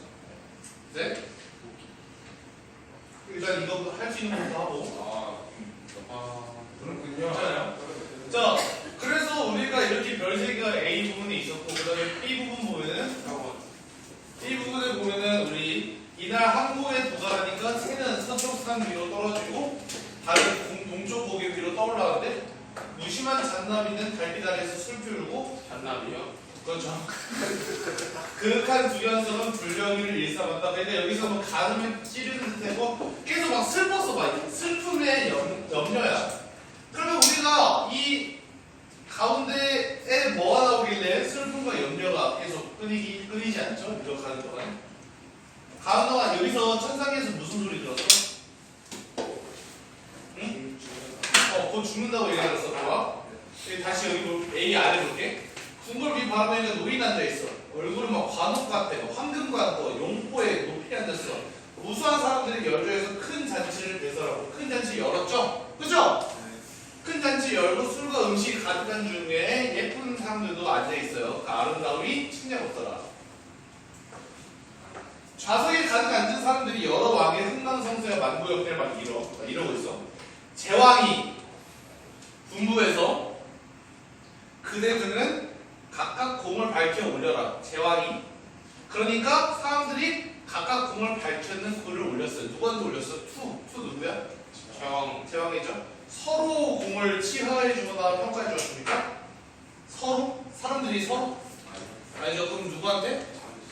각자 누구한테? 제왕한테 올렸죠. 그 다음에 막 이러고 있었다가 봐. 얘들아. 저는 본래 한나라 신라로 깊은 뜻이 많이 아니에요. 목이 북두칠성을 이러니 참나네. 한 궁정이 칼을 잡아서 흥정을 소멸하니까 제후무 될 듯하다. 천하를 성처럼 막았으니 문호가 세상에 진동한다 하였더라. 그 남은 궁정은 어찌다 기록하리요. 나중에 여러 사람들이 소회 다 하고 이제 소회 다 하고 하는 행동 보자. 소회라고 하면은 그러니까 소회라고 하면은 우리가 그 이야기 하고 나서 누구는 개빡쳤습니다. 목이 빡친 게 등전 하늘로 올라오고 칼 빼들고 빡쳤고 어떤 자는 땅에 서 있고 막 깡충깡충 떠 있고 여러분들 같네요. 노래하고 춤춰 이런 장면을 막 구경하고 있는데 한 사람이 갑자기 자중에 나와 앉아요. 한 사람이 갑자기 얘기하는 거예요. 무슨 말 하는지 보자. 우리의 이야기는 다 옛일이다. 이제 원망해도 미치지 못해요. 알지 못하겠다. 대송이 이제 역적이 망하니 이 나라의 멸종이 되면 언제 회복될까? 한 사람이 송나라의 복은 아직 길고 멀었다. 어찌 회복이 없어 우리가 송나라 얘들아. 얘 어디 가고 있었지? 송종이 송나라 회복을 위해 가고 있었지? 그렇지? 근데 이제 얘네들 뭐 얘기하고 있어? 야 송나라 망한다 하면 개꿀잼 이러고 있잖아. 그렇지? 그럼 이제 얘들은 국가의 흥망성쇠에 대해서 얘기하고 있죠. 그 다음에 또 그대들은 보자. 그대들은 알지 못한다. 하늘이 송나라 왕실을 회복하고자 조음을 명하였더니 조음이 얘 아니겠어요? 원수 아니겠어요? 그렇죠? 조음을 명령해서 딱 했는데 불쌍하다 조음이요. 일시가 극난하여 명예를 유명해 서번 적이 간기에 걸려들어 죽을 듯해 불쌍하다. 여기서 원수가 듣고 있었잖아. 조음이 이거 듣고 있었잖아. 다시 말하면 조음은 이 꿈에서 무엇을 득한 거지? 얻은 거지? 미래에 대한 예언. 미래 예언을 들었다고 할 수가 있겠죠. 조음은 이 천상계에서 미래 예언을 들었다고. 근데 천상계에서 이 미래 예언을 들은 게 다시 말하면 이 천상계 이놈들이 뭐다? 조력자 같은 역할을 하고 있다. 그래서 천상계 이 친구들이 조력자의 역할을 한다.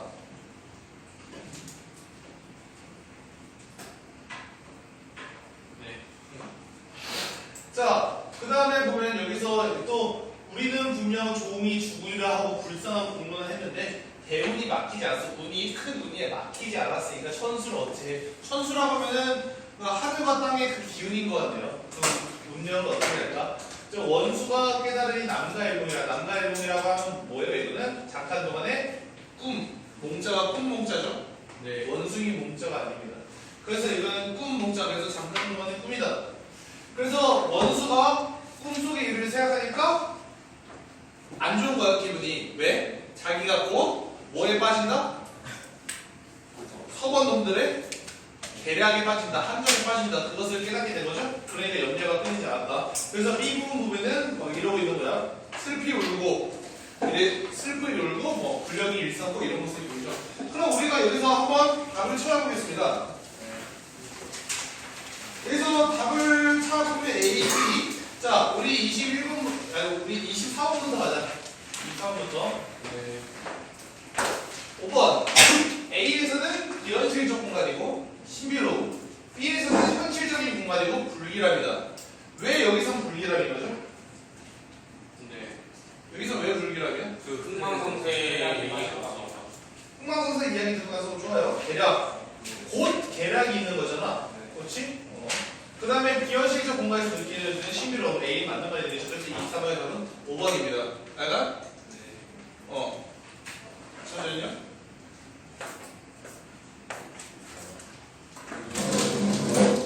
이곳에 대고 가세요. 안 됩니다. 자, 그럼 우리 25번부터 보자. 25번에 큰 잔치에 대한 설명으로 적절하지 않은 것만 봅시다. 큰 잔치에 대한 설명으로 적절하지 않은 거. 1번. 참석자들은 서로의 공적을 평가하면서 소에 들어있다. 서로의 공적 평가에는 소에 들어있는 게 아니야. 그 이유는 뭐죠? 밑사람. 그게 또 누구한테? 평가를 안 하지 않았어요. 대화. 그죠. 그 서로의 공적을 뭐 드러내고 있기는 한데 그 서로의 공적이라고 할 수 없죠. 자신의 공적을 드러냈다.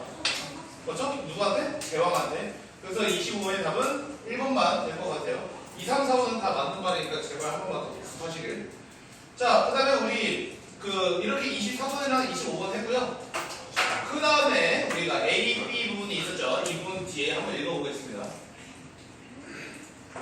또한 선봉을 재촉해서 한국으로 들어갑니다. 문득 바라보니까 동편 자는 골짜기에 갈프로 만든 두건과 배옷을 한 노움이 있었어. 노움이 무슨 뜻이야? 그 늙은 사람. 늙은 사람이 있어서 늙은 할아버지 해가지고 푸른 낙이 재촉해서 대구선으로 원수 만류했어. 만류한다 무슨 뜻이야? 말리다. 원수를 말렸는데 원수가 그 노움을 바라보니까 정신이 허물해. 이거 정신이 허물하면 얘도 누군 사람이겠어? 이 노움도? 하늘. 다시 말하면? 천상계 사람인 거죠? 천상계에서 얘한테 무엇을 주러 내려와? 돈 주러 내려와? 몇 주러 와? 조력자. 원수가 말을 머물게 하고 잠깐 기다리니까 너희 목요일 연주부터 와. 오케이. 미국으로 가는 원수 봤니? 봤으면 알려줘. 원수 마음속으로 의심하고 한편 이상해서 내가 좋으냐 임마. 너 뭐야? 하니까 노움이 난 떠돌아다니는 낙을 대라.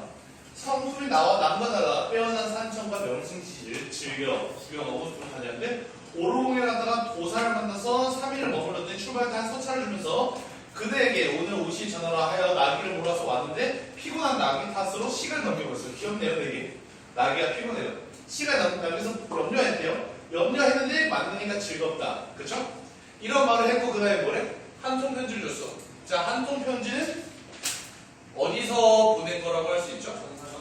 천상계에서 주는 거라고 할 수 있죠. 그래서 천상계에서 주는 천상계 아이템입니다. 우리 예전에 배운 것 중에 이거 아이템을 쓰신 거예요? 네. 예전에 우리 배운 것 중에 어떤 고전 소설이 있었냐면요. 어떤 아이가 나무하고 있었어요. 그래서 봤어요? 보니까 아이가 갑자기 자요. 애가 막 가가지고 이 잡아주면서 얘는 크게 된 놈이야 하고 계속 봅니다. 근데 갑자기 아이가 산 다 울리기 쩌렁쩌렁하게 왜 나는 뭐 나를 알아봐주는 사람이 없는가 하고 다시 자요. 그래서 다시 깨워가지고 얘를 영웅으로 키우는 이야기 우리가 그걸 본 적이 있는데 근데 거기서 얘가 잠깐 꿈을 꾸거든요. 고대라는 곳에서 낚시터 꿈을 꾸고 나서 갑자기 얘가 무엇을 얻냐면요. 거기서 갑옷을 얻습니다. 천상계 아이템, 다시 말하면 캐시템을 얻는 거죠. 근데 거기서만 얻는 게 아니에요. 왜? 꿈에서 뛰어나니까 실제로 성나무 옆에 그 갑옷들이 있더라. 그 캐시템들이. 그래서 마찬가지입니다. 천상계에서 뭔가 꿈을 꿨죠. 그리고 여기서 그 한통편지라고 하면 천상계에서 온 아이템이죠. 다시 말하면 이 한통편지가 천상계의 일을 믿을 수밖에 없게 하는 뭐 증거물이라고도 우리가 말을 할 수가 있는 거다. 증거물. 알겠지?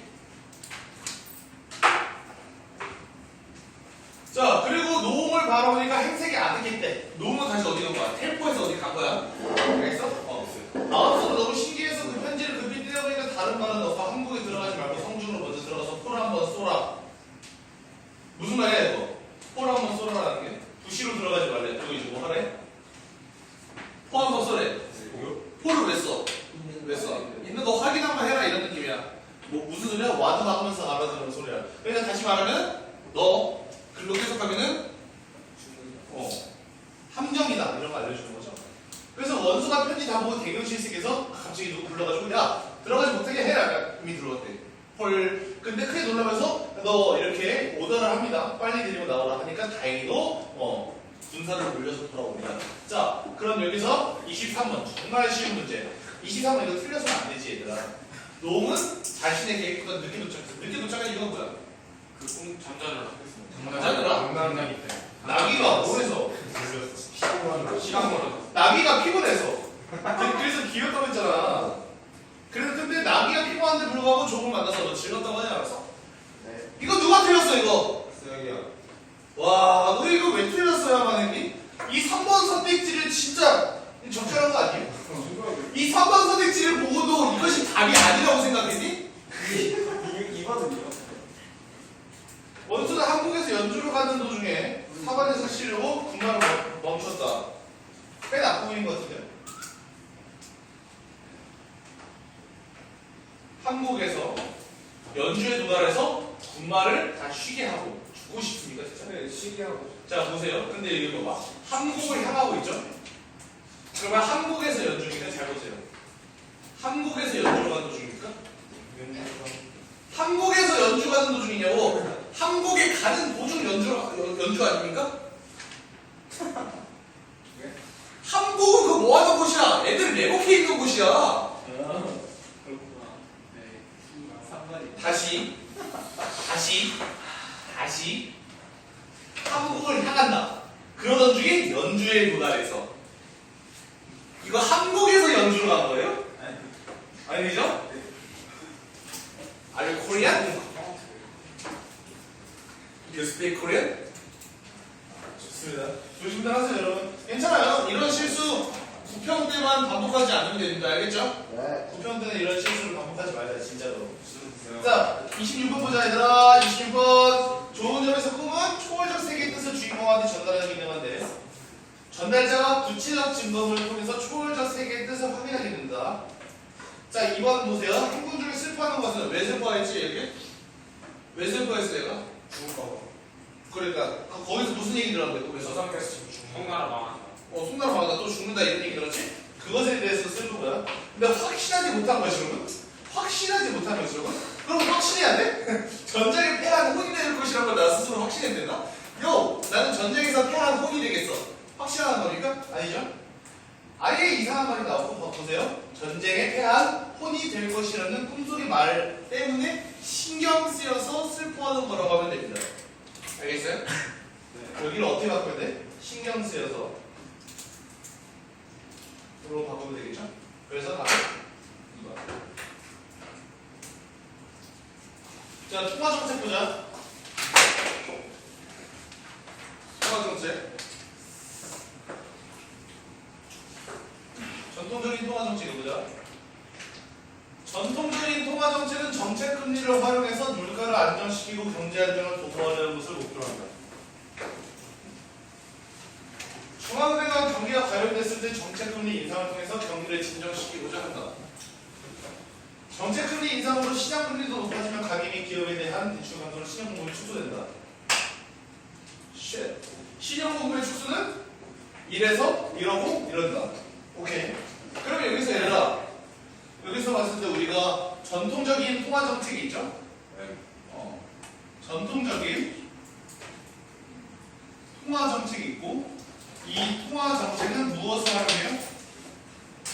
정책 금리를 활용하죠. 그렇지? 정책 금리를 올리면은 시장 금리도 올라가고, 그래서 그러면 어떻게 돼? 신용 공급이 축소되죠. 신용 공급이 축소가 되죠. 그 다음에 신용 공급이 축소되면은 물가 안정이 되죠. 물가가 안정이 되고, 그 다음에 경기가 진정이 됩니다. 그래서 경기가 침체됐을 때는 반대의 과정을 통해서 경기를 부양시키고자 한대. 이게 뭐야? 이게 뭐에 대한 설명이에요? 전통적 통화 정책에 대한 설명이죠. 좋아요. 금융을 통화 정책의 전달 경로로만 보는 전통적인 경제학에서는 금융 감독 정책이 개별 금융회사의 건전성 확보를 통해 금융 안정을 달성하고자 하는 미시 건전성 정책에 집중해야 한다고 한다. 자, 아직까지 전통적인 경제학 얘기가 나오고 있어. 그러면 이제 뭐가 나오고 있어? 전통적이지 않은 경제학 나오지 않겠어요? 네. 그죠?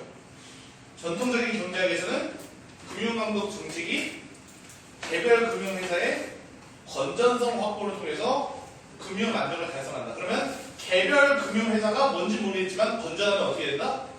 개별 금융회사가 건전하면 금융 안정이 달성된다.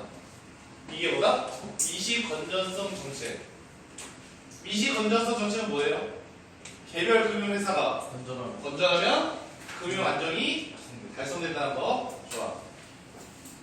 이런 관점은 어떻기 때문이래? 금융이 직접적인 생산수단이 아니므로 단기적인 때와는 달리 장기적으로는 경제 성장에 영향을 미치지 못한다. 자산시장에서는 가격이 본질적 가치를 초과하여 폭등하는 버블이 존재하지 않는다. 자, 여기 좀 보자. 자산시장에서는 버블이 존재하지 않는다는 효율적 시장 가설에 기인한다. 얘들 어떻게 생긴 거야? 얘들 어떻게 생각한 거야? 폭등, 버블 있다 없다? 없다라고 생각한 거야. 이게 미시 건전성 정책인 거야. 그러니까 미시 건전성 정책은 금융망도 어떻게 하면 된대? 개별 금융회사만 좀 때리면 된대, 그치? 자, 미시 건전성 정책은 개별 금융회사의 건전성에 대한 예방적 규제 성격을 가진 정책 수단을 활용했다. 얘들아, 미시 건전성 정책은 예방적 규제를 가진 정책 수단을 활용해서 예방적 규제. 그 예로는 뭐가 있어? 금융회사의 자기자본 하한을 설정하는 최저 자기자본 규제가 있다. 다시. 미시 건전성은 예방이야 아니면 사후야? 예방이죠. 그러면 이건 예방이고, 그 예로는 뭐가 있다? 최저 자기자본. 오케이. 최저 자기자본. 그리고 미시 건전성은 무엇에 대해서 집착한다? 개별 금융회사에 대해서 집착한다. 미시잖아. 작은 거에 집착하는 거잖아. 집중하는 거잖아. 그치? 자, 이처럼 전통적인 경제학에서는 금융감독 정책을 통해서 금융 안정을, 통화 정책을 통해서 물가 안정. 오케이. 위에서 통화 정책을 통해서 물가 안정 나왔잖아. 이거. 그치? 그럼 보세요. 통화 정책이 물가 안정, 금융감독 정책이 금융 안정. 이런 이원적인 접근 방식이 지배적이었대요. 그러다 글로벌 금융위기 이후에 어떻게 했어? 금융 시스템을 와해가 됩니다. 그러면 이제 이거 이후에 금융 시스템 와해, 경제 불안 확산, 기존의 접근 방식에 대한 자세를 한다. 그럼 이 기존의 접근 방식이 뭐겠어, 너희들? 전통적. 그러니까 전통적 통화 정책. 엔드 뭐야? 미시. 건전성. 잘했어요. 전통적 통화 정책 엔드 미시라고 할 수가 있겠죠. 이 당시 경기 부양을 목적으로 한 중앙은행의 저금리 정책이 자산 가격 버블에 따른 금융 불안을 야기했다. 경제 안정이 훼손될 수 있다. 경기 부양을 목적으로 했어요. 그래서 중앙은행의 저금리 정책입니다. 왜 경기 부양을 하고 싶어? 정책 금리가 높아지면 경기가 진정이 되죠. 그리고 정책 금리가 낮아지면 경기가 올라간다. 이거에 반대. 그렇죠? 그래가지고 어떤 거 하고 싶은 거야? 원래 저금리 정책을 펼쳤으면 원래 어떻게 돼야 돼? 경기가 딱 부양돼야 정상이야. 그렇죠? 경기가 부양돼야 정상인데, 그런데 이 저금리 정책이 오히려 무엇을 훼손했어요? 경제 안정을 훼손했어요. 왜? 무엇을 야기했는데? 자산 가격 버블이 일어났네요. 그럼 보세요. 자산 가격 버블. 미시에서는 인정했습니까? 인정하지 않았습니까? 안 했어요. 인정 안 했어요. 일단 없다고 했어요. 근데 실제로 어떻게 됐어요? 일어났어요. 그래서 금융불안 야기 됐어요. 경제 안정 훼손됐어요. 그럼 공감대가 형성됐어요. 또한 뭐야? 엔드 아니야? 그럼 앞에 봐봐. 앞에 보면은 저글링 정책 했더니 저글링 정책이면 뭐야? 전통적 통화 정책. 통화 정책이지? 통화 정책이지? 아까 전통적인 거 두 가지 있었잖아. 뭐야? 하나는 통화 정책, 하나는 미시. 통화 정책 어떻게 했어? 개방했어. 금융회사가 대형화되면서 개별 금융회사의 부실이 금융 시스템의 붕괴를 야기할 수 있게 됨에 따라서 금융회사 규모가 금융 안정의 새로운 위험 요인으로 등장했다. 다시 말해서 미시 건전성 정책도 까이는 거야. 전통적 통화 까이고 미시 건전성 까이고 그렇게 되는 거야. 알겠지? 그 결과 미시 건전성 정책에 거시 건전성 정책이 추가된 금융 감독 정책과 물가 안정을 위한 통화 정책 간의 상호 보완 이런 견해가 주류를 형성하게 됐대요.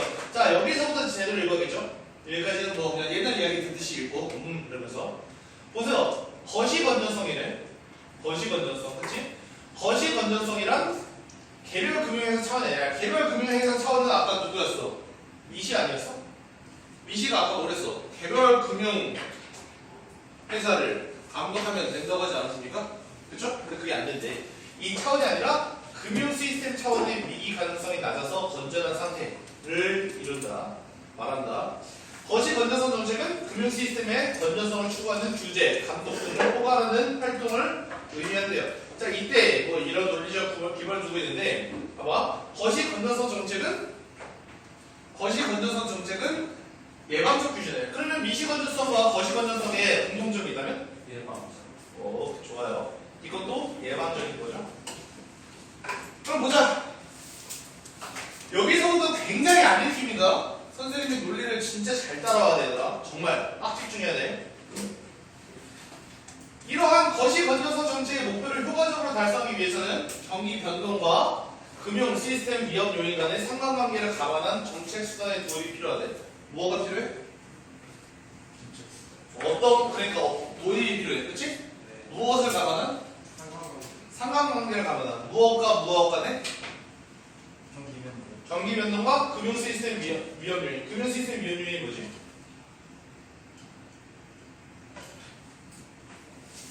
금융 시스템 위험 요인. 모르죠, 아직? 그죠? 여기서는 그러면 금융 시스템 위험 요인이 여기가 보세요. 금융회사 규모. 이거 아니야? 금융회사 규모가 금융 안정의 새로운 위험 요인으로 등장했다. 금융회사 규모. 그럼 이거 뭐야? 금융 시스템 위험 요인. 이거지? 그럼 이건 무슨 말이야? 경기가 변동함에 따라서 금융회사의 규모가 달라진다. 상관관계. 다시 경기 변동에 따라서 경기는 뭐야? 아까 있었던 뭐 과열 침체 아니겠어요? 그쵸? 그거에 따라서 금융 시스템이 금융회사 규모가 달라진다. 약간? 금융회사의 규모가 달라진다. 근데 그것이 상관관계가 있다. 그것을 또 감안한 정책 수단의 도입이 필요하다. 다시 경기 변동과 금융회사 규모의 상관관계를 감안한 정책 수단의 도입이 필요하다. 자, 그 다음 금융 시스템 위험 요인은 경기 수정성을 가진다. 즉 경기가 호황이야. 그럼 어떻게 돼? 금융회사들이 대출을 늘려 신용 공급을 팽창시켜 자산 가격을 급등해. 이는 경기를 더 가열시켜. 불황이면 더 가벼다. 선생님이 위에다가 이제 정리해봤어요. 경기가 호황입니다. 대출 신용이 증가해요. 자산 가격이 급등합니다. 이거죠? 경기가 더 과열됩니다. 근데 불황일 때는요? 반대로. 다시 말해서 대출 신용이 감소합니다. 자산 가격이 급락합니다. 경기가 더 불황입니다. 그래서 이를 완화할 수 있는 정책이 뭐예요? 바로 경기 대응 만충자본제도.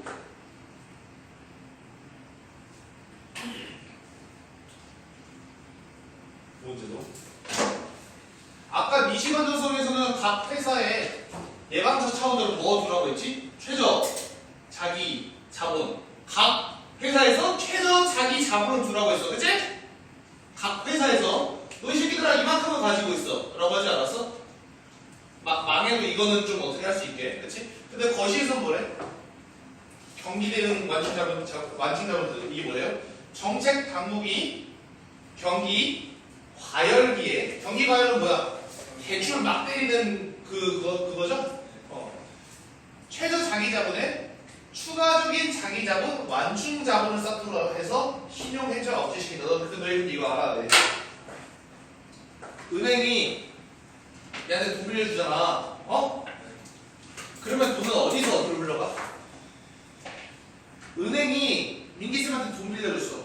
돈은 그럼 어디서 어디로 흘러갔어?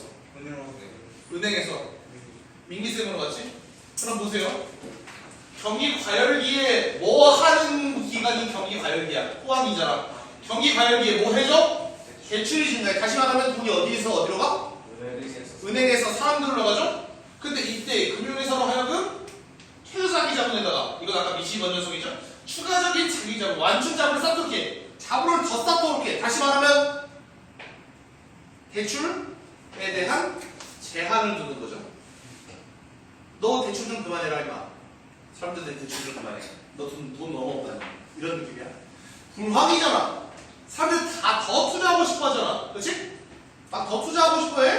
근데 그래서 막 얘한테 막 돈 빌려가잖아. 은행한테. 그치? 근데 은행이 뭐래? 안 된다 라고 이제 말하라고 하는 거죠. 그쵸? 그래서 한편 적립된 완충자본 경기 호황일 때 적립하지? 그치? 호황일 때 이제 적립된 완충자본은 침체기에 대출 재원으로 쓴다. 그래서 신용이 충분히 공급되도록 한다. 자, 그러면 이제 27번부터 갑시다. 자, 6% 중에 알 수 있는 거. 1번, 글로벌 금융위기 유저에는 금융이 단기적으로 경제 성장에 영향을 미치지 못한다고 한다. 자, 영향을 미치지 못한다고 아까 보자. 단기적으로. 여기 이러한 관점은 금융이 직접적인 생산수단이 아니고 단기적인 때와는 달리 장기적으로 경제 성장에 영향을 미치지 못한다. 그럼 단기적인 영향을 미친다. 1번 보세요. 금융이 단기적으로 영향을 미치지 못한다. 맞는 말? 틀린 말. 1번? 땡. 약간? 2번 봐. 글로벌 금융위기 이전에는 개별 금융회사가 건전하다고 해서 금융 안정이 달성된 거 아니라고 한다. 자, 보자.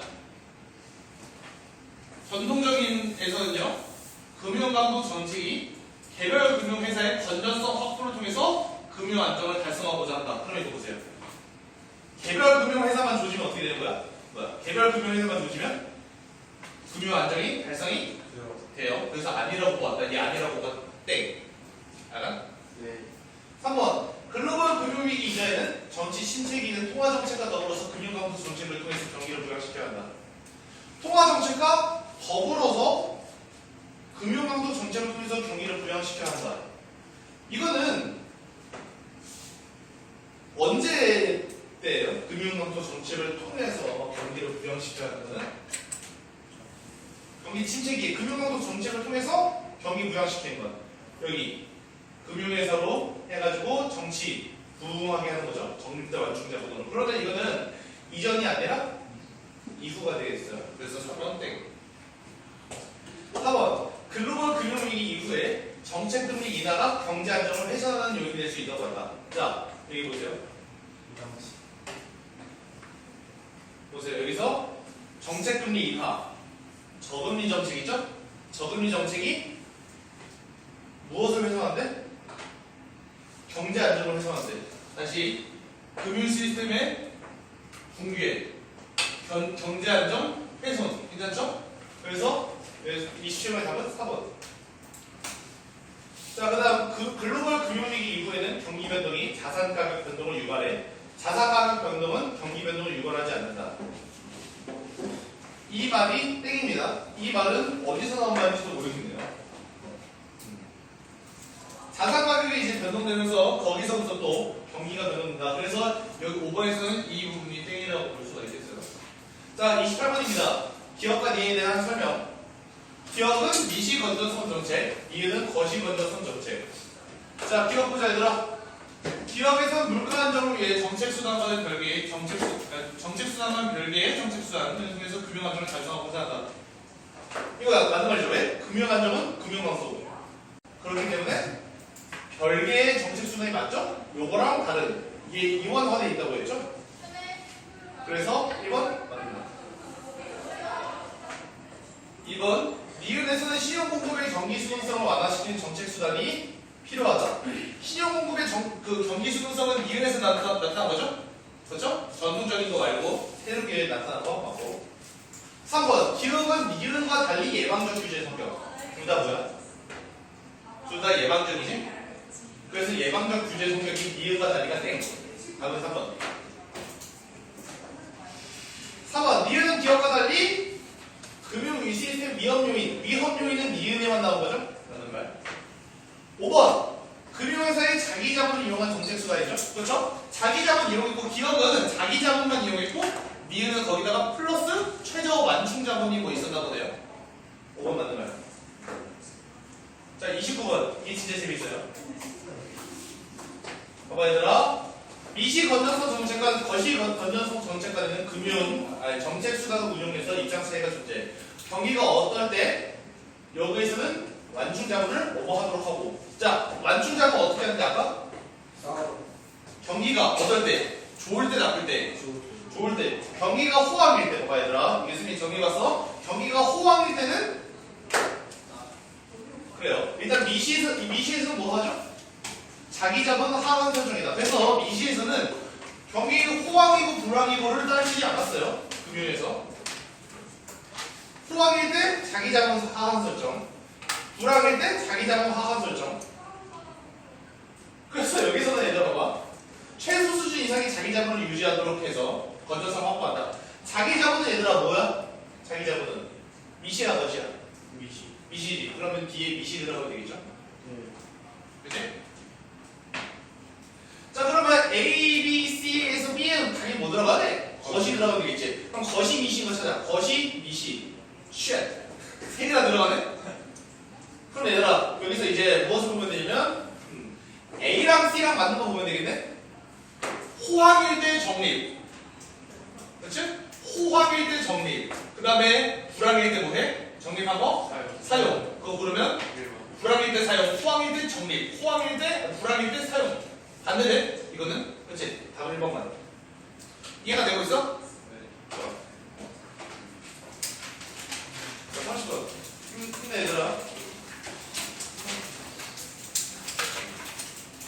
이거는 이 고전 뒤에 고전은 아까 쌤이 말했듯이 너가 할 거라서 이거 하고 나면 너의 미토콘드리아밖에 없어. 힘내 얘들아. 현실에서의 통화정책에 관한 경기에서 비대칭적이다. 통화정책은 과열 억제는 효과적인데 신체 벗어나는데 힘들어. 이제 보세요.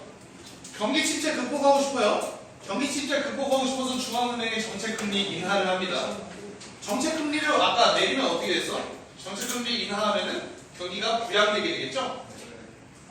그런데 이렇게 인하해서 대출 늘려서 신용공급 확대하려고 해도 가게면 뭐야? 가정이죠? 가정에서 소비 안 하려고 하거나 아니면 기업이 투자할 대상이 마땅치 않아. 그러면 여기서 심리에 따라서도 그래도 투자할 대상이 마땅치 않아서 나타나지 않는다. 여기서 기대되는 효과가 뭔데요, 여러분? 물가 오르고 경기 오르는 거 아니겠습니까? 신체 벗어나니까, 그렇죠? 근데 얘들아 봐봐. 가게로 원래 가야 됐었지? 근데 어디로 가? 자산시장으로 가. 그래서 의도치 않은 문제를 일으켜보겠어? 버블 아니겠어요? 그죠? 이것은 뭐라고 하는데? 경제학자들은 끈 밀어 올리기라고 하는데 끈을 당겨서 아래로 내리는 건 쉽지만 밀어서 위로 올리는 것도 어렵기 때문이다. 당기면 아래로 내려가나요? 밀면 아래로 내려가지 않나요? 아래에서 당기는 거야? 오, 알겠습니다. 1번부터 보시죠. 끈 위로 올리기를 통해서 경기 침체기에 자산 가격 버블이 발생하는 경우를 설명할 수가 있다.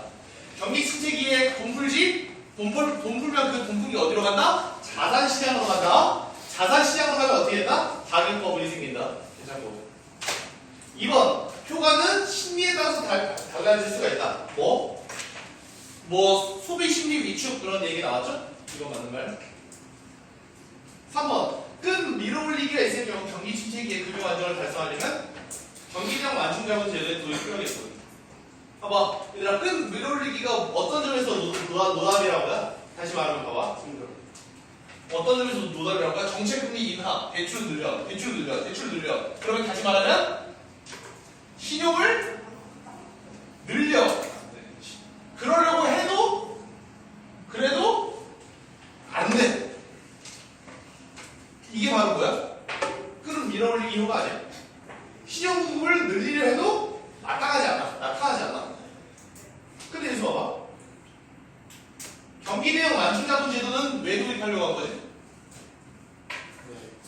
경기대응 완충자본제도는 왜 도입하려고 한 거죠? 돈 많을 때 낮추려고? 그렇죠? 다시 말해서 호황일 때 사람들한테 막 너무 돈 퍼주지 마라. 왜? 언제 돈 퍼줘야 되니까?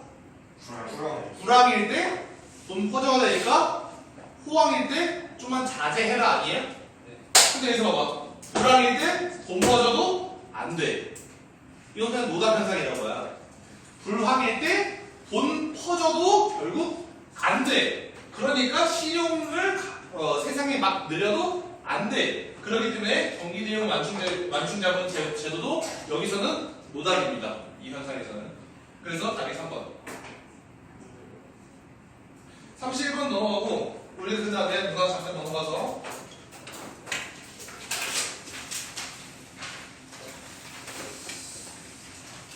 이거 문화는 진짜 쉬운 건데 그 해석만 문제예요. 해석 나중에 다시 알려주겠습니다. 자, 개체다. 이거 개체다는 현대시도 무척 쉬웠습니다. 현대시도 나중에 쌤이 다시 보여주도록 하겠습니다. 봐봐 얘들아. 개체에 대한 이야기가 나옵니다.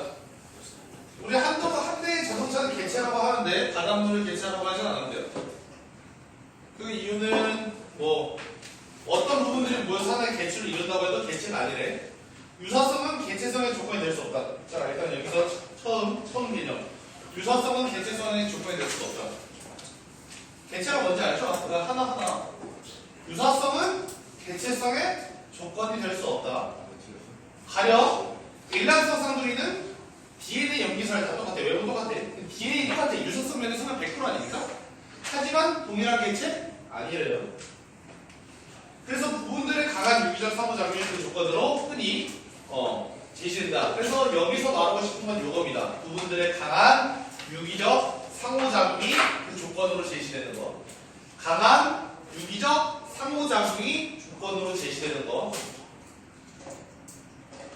여기까지 읽고 포기하면 안 되죠, 벌써? 보세요, 여러분. 하나의 개체를 구성하는 부분들은 외부 존재가 개체에 영향을 주는 것과 비교할 수 없이 강한 방식으로 서로 영향을 주고받는다. 다시 이게 보세요. 하나의 개체를 구성하는 부분들은 서로 영향을 주고받는데요. 그러면 쌍둥이는 서로 막 생리적으로 막 영향을 주고받는 얘 세포가 갑자기 얘한테 갔다가 그렇지 않죠. 뭐 얘가 심장이 멈추면 쟤도 으악 이래요? 그렇지 않죠. 그렇기 때문에 쌍둥이는 서로 다른 개체다라는 겁니다. 자 보자. 상이한 시기에 존재하는 두 대상을 동일한 개체로 판단한 조건 부를 수 있다. 그건 바로 인과성이래요. 인과성이 뭐래 얘들아? 과거의 나, 현재 나 동일하다고 할 수 있는 강한 인과성이 있기 때문이다. 세포 분열로 세포가 교체되는 과정을 통해서 인과적으로 연결되어 있다. 또 세포 분열을 통해서 새로운 개체를 생성할 때도 나의 후손은 인과적으로 연결되어 있다. 왜? 나와 다른 개체를 살기 위해서 더 강한 인과성으로 연결되어 있기 때문입니다. 그러니까 다시 말하면은 그 인과적으로 좀 설명이 되면은 인과성, 동일한 개체로 판단하는 조건 중 하나가 뭐죠? 그것 중 하나가 바로 인과성이었고. 그럼 보자. 개체성에 대한 이런 철학적 질문은 생물학에서도 중요한 연구 주제인데요. 생명체 구성원 단위는 세포래. 세포는 생명체의 고유한 유전 정보가 담긴 DNA를 가졌어. 이를 복제해, 증식해, 번식하는 과정을 통해서 자기의 DNA를 후세에 남긴다고 합니다. 자, 다시. 세포는 DNA를 가져. DNA를 후세에 전달해. 자, 여기서부터 되게 중요해요. 이 세포는 여기서, 이 문장부터 상당히 중요한 거야, 얘들아. 집중해봐. 세포는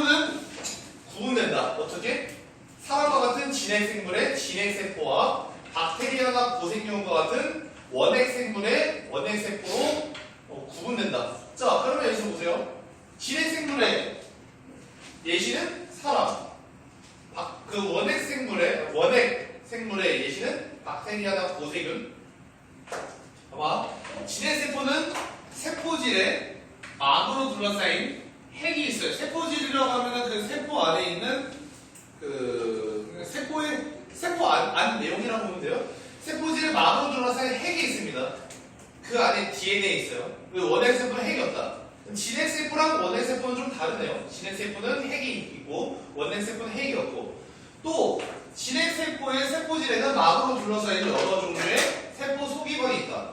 진핵세포의 세포질에는 세포 소기관이 있다. 그 세포 소기관은 뭘로 둘러싸여 있어? 막으로 둘러싸여 있죠? 그죠? 그리고 그 중에 미토콘드리아가 있어요, 여러분. 이 미토콘드리아는 세포 활동에 필요한 생체 에너지를 생산한다. 무엇을 생산해? ATP. 알겠어요. 생체 에너지를 생산하죠. 생체 에너지를. 대부분의 진핵세포는 미토콘드리아를 필수적으로 가지고 있다. 그냥 여기까지는 뭐하고 있대? 가진대. 미토는 뭐 한대? 생체 에너지 생산한대. 그치? 자, 이러한 미토콘드리아가 원래 박테리아의 한 종류인 원생 미토콘드리아였잖아. 자, 박테리아는 그러면 진핵이야, 원핵이야? 그죠? 그럼 여기서 원생 미토콘드리아였다는 이런 이론이 20세기 초에 제기가 됐대요. 이 이론이 뭐냐면 공생 발생설 또는 세포 내 공생설이래요. 공생 발생설 또는 세포 내 공생설. 잘 봐, 얘들아. 이 이론에서는 두 원핵 생물 간의 공생 관계가 지속되면서 진핵세포를 가진 진핵생물이 탄생했다. 원래는 어떤 생물들이었어요, 얘들아? 두 원핵 생물들이었죠? 원래는 두 원핵 생물들이었어. 근데 이 공생 관계가 지속되면서 어떻게 했다? 진핵세포가 됐다는 거죠? 진핵세포가. 그렇죠? 원래는 원생이었다가 공생하면서 진핵세포를 가지게 된 거예요. 자, 보자. 공생은 서로 다른 생명체가 함께 살아가는 것을 말한다. 서로 다른 생명체를 가져가면서 어느 생명체의 세포 안에서 다른 생명체가 공생하는 내부 공생도 마찬가지다. 그러면 여기서 보세요. 서로 다른 생명체라고 하면 서로 다른 뭐라고 할 수 있어요? 위의 개념으로? 개체라고 할 수 있죠. 공생은 그러면 뭐야? 서로 다른 개체라는 거구나. 맞아? 네. 좋아. 여기서 보세요. 여기서 공생 발생자가 한동안 생물학계로부터 인정받지 못했다. 왜 인정받지 못했는지 지금도 볼 겁니다. 알겠죠? 미토콘드리아의 기능, 구조, 공생의 사례를 알려줬지만 미토콘드리아가 과거에 독립된 생명체라는 것을 쉽게 믿을 수가 없었대요. 믿을 수 없는 이유는 뭐겠어요? 무엇이 부족해서? 증거. 지식, 또 증거 이런 것들이 부족해서겠죠? 그렇죠? 그리고 한 생명체가 세대 이어가는 과정 중에 돌연변이, 자연선택이 일어나고 종이 지나되고 분화한다. 이거 얼마 전에 우리 본 거 아니야? 자연선택, 그치? 네. 전통적인 유전학에서 두 원핵 생물의 결합은 주목하지 못했다. 그러다가 전자현미경의 등장으로 미토콘드리아 내부까지 갔는데 미토콘드리아 안에는 세포에게 DNA와 다른 DNA가 있다. 자신만의 리보솜을 가지고 있다는 사실이 달려있다. 그래서 공생 발생성이 새롭게 부활했다. 자, 기억의 이유는 뭐예요? 무엇이 발견되지 않았기 때문이죠. 아니죠. 그게 발견되지 않았기 때문이야. 미토콘드리아 안에 DNA와 다른 DNA. 오케이, 다른 DNA가 있는 것이 증명이 안 됐기 때문에 같은 개체라고 생각이 된 거죠. 그럼 우리가 여기서 아래에서 39번입니다. 밑글 참고할 때 기억의 이유로 가장 적절한 거. 바로 5번. 자신의 고유한 유전 정보, 이거 뭐야? 유전 정보 DNA죠? 자신의 고유한이라고 하면 뭐야? 뭐랑 다른? 그거죠. 그 세포와 다른, 세포 핵에 있는 DNA와 다른 자신만의 DNA가 있다. 이것을 알지 못했기 때문이다. 이것을 알지 못한 이유는 뭐죠? 무엇이 없어서? 기술, 전자현미경이 없어서. 그래서 39에 답은 5번. 자, 여기서부터 또 레전드야. 공생 발생설에 따르면 진핵생물은 원생 미토콘드리아가 고세균의 세포 안에서 내부 공생을 하다가 탄생했다고 본다. 고세균의 핵의 형성, 내부 공생의 시작 중에서 어느 것이 먼저인지에 대해서는 논란이 있다. 근데 보세요. 고세균은 세포질에 핵이 생겨 진핵세포가 됐어. 그러면 원생 미토콘드리아는 소기관이 됐어. 그래서 진행생물이 탄생했다. 그럼 진행생물이 어떻게 탄생한 거야? 원래 고세균이 있었다. 그 고세균이 뭐가 됐어? 핵이 생겨서 진행세포가 됐어. 그리고 원생 미토콘드리아가 거기 안 들었어? 들어갔어. 그렇죠? 미토콘드리아가 원래 박테리아의 한 종류였던 근거는 여러 가지가 있다. 자, 그 어떤 여러 가지가 있는지 한번 보자. 박테리아와 마찬가지로 새로운 미토콘드리아는 이미 존재하는 미토콘드리아의 이분 분열을 통해서만 만들어진다. 자, 새로운 미토콘드리아는 박테리아와 마찬가지로 이분 분열한다. 그러니까 미토콘드리아 만들고 싶어. 그러면 뭐 하면 돼? 원래 있던 미토콘드리아를 복제해야 돼. 알겠어요? 미토콘드리아를 만들고 싶으면 무엇을 해야 돼요? 원래 있던 미토콘드리아를 복제를 해야 돼. 그렇지? 이거. 그다음에 또 미토콘드리아의 막에는 진해세포의 수송 단백질과는 다른 종류의 수송 단백질 포린이 존재한다. 오케이. 진해세포가 있고 미토가 있는데 그 둘은 다르다. 그 이유는 뭐가 달라? 수송 단백질이 달라. 미토에는 뭐 있어? 포린이 있잖아. 그죠? 그 다음에 또 박테리아의 세포막에는 카디오리핀이 존재한다. 알겠죠? 이거. 근데 또 미토콘드리아의 리보솜은 진해세포의 리보솜보다 뭐의 리보솜과 더 유사하다? 박테리아의 리보솜과 더 유사하다. 그래서 쌤이 여기 이렇게 적은 겁니다. 미토콘드리아가 박테리아든 그 근거 4가지. 자, 그럼 이거 가지고 아까 아래에 있는 문제 한번 풀어봅시다.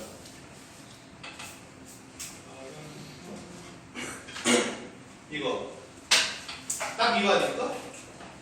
박테리아로부터 비롯됐다고 확인할 수 있는 거. 아까 위에 있던 거 그대로 가져온 겁니다. 그렇죠? 근거 4가지에서 이분 분열한다. 그렇지? 이게 뭐야? 기억. 그럼 이유 봐봐 얘들아. 쌤 이거 한번 가려볼게. 진핵세포의 리보솜이 맞는 겁니까? 아니요. 그럼 리보솜은 뭐야? 그 원핵세포 아니 박테리아와 비슷한. 오케이, 박테리아의 리보솜과 더 비슷하다. 그래서 얘는 땡. 디귿, 세포 소기관이 막으로 둘러싸여 있다는 거. 막에는 수송 단백질이 있다는 거. 막에는 수송 단백질이 있다는 거라고 하면 안 되죠. 뭐라고 했어야 돼? 다른 종류의라고 나왔어야 되지 않아? 맞아요. 그리고 그 다른 종류의 수송 단백질이 뭔데요? 포린이랑 또 카디오피린 이렇게 되지 않겠습니까? 피인이요. 미안합니다. 카디오리핀. 카디오리핀이겠죠? 그럼 여기서 이렇게 뿌린 카디오리핀을 언급해주면 여기 있네. 답은?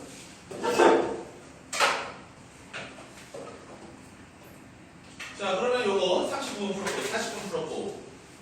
어허, 좋아. 이제 보자. 이제 마지막 문단이고 문제 다 풀면 오늘 끝입니다. 잘 보세요, 여러분.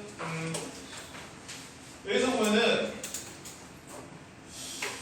좋아.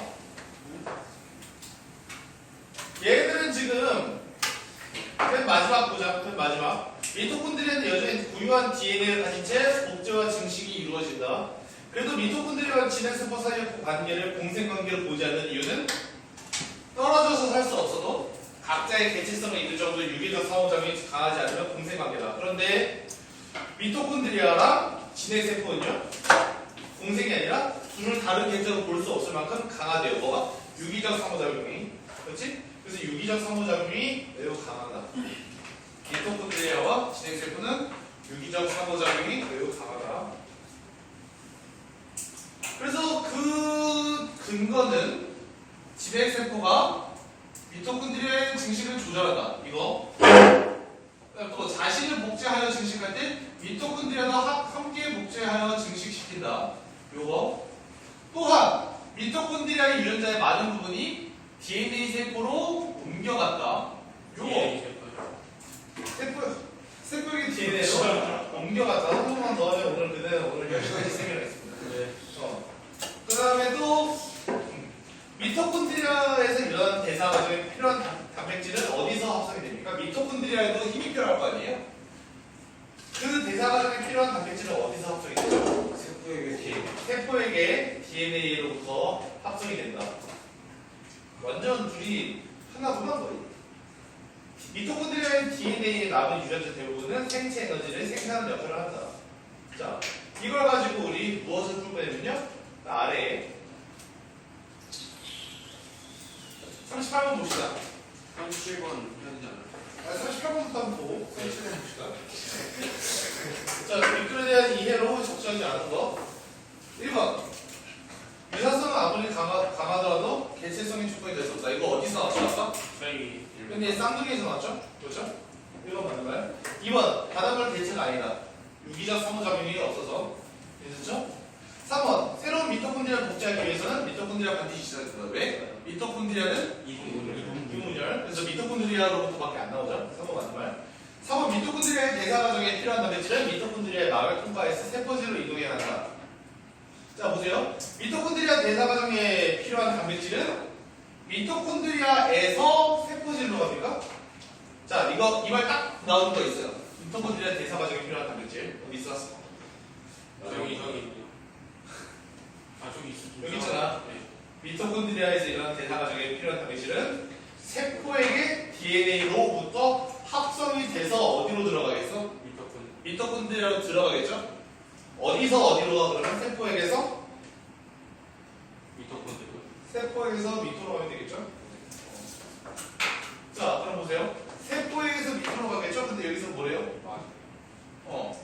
아니, 다시 어디서? 막에서 미토에서 미토콘드리아의 막을 통과하면 이제 미토에서 세포로 간다고 하잖아. 근데 여기서 뭐라고 써 있어? 미토에서 세포질로 간다고 하죠? 이 점이 틀렸습니다. 세포에게서 미토로 가야 되는데 미토에서 세포질로 가고 있다고 하네요. 5번. 진해세포가 되기 전에 고세균이 원생 미토콘드리아보다 진해세포가 더 강한 인과성으로 연결이 되어 있다. 자, 고세균 원생 미토보다 더 진해세포와 더 강한 인과성으로 연결되어 있다. 이것도 어디 나오죠? 근거가?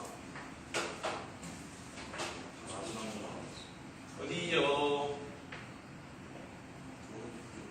네. 그러니까 고세균 쪽 나오는 거가 어디 있었습니까? 고세균 쪽이? 다시. 네. 그러면 거기서 우리가 여기서 볼 수 있는 거는 지금 고세균이 있었고 고세균에서 진해세포가 된다는 거죠. 여기서. 그렇죠? 고세균에서 진해세포가 됐고 원생 미토콘드리아는 거기 안에 세포 소기가 있죠. 그러니까 원생 미토콘드리아보다 뭐가 더 얘랑 인과성이 높다는 거야? 고세균이 있다 인과성이 높다는 거죠? 그래서 이것도 5번도 여기서 5번도 맞는 말이라고 할 수가 있겠습니다. 자, 그럼 37번 봅시다. 위클의 내용 전개 방식은 그냥 너무 간단하게 필요할 것도 없이 3번밖에 안 되는 것 같아요. 개체성의 조건 나오고 그 다음에 세포 소기관 그 개체성에 대해서 설명하고 있죠. 여기 3번 있었고요. 자, 오늘 마지막 문제입니다. 사실 이거 안 할 거라서 보세요. 위클 바탕으로 보기를 이해한대요. 그거는 테트 로도톡신이라는 신경독소를 가지고 있다. 근데 테트로도톡신을 스스로 만들지 못하는데 체내에서 서식하는 미생물이 생산하는데 자, 그러면 보세요. 체내에 있는 미생물 제거하면 독소를 가지지 못하나 생존에는 지장이 없었다.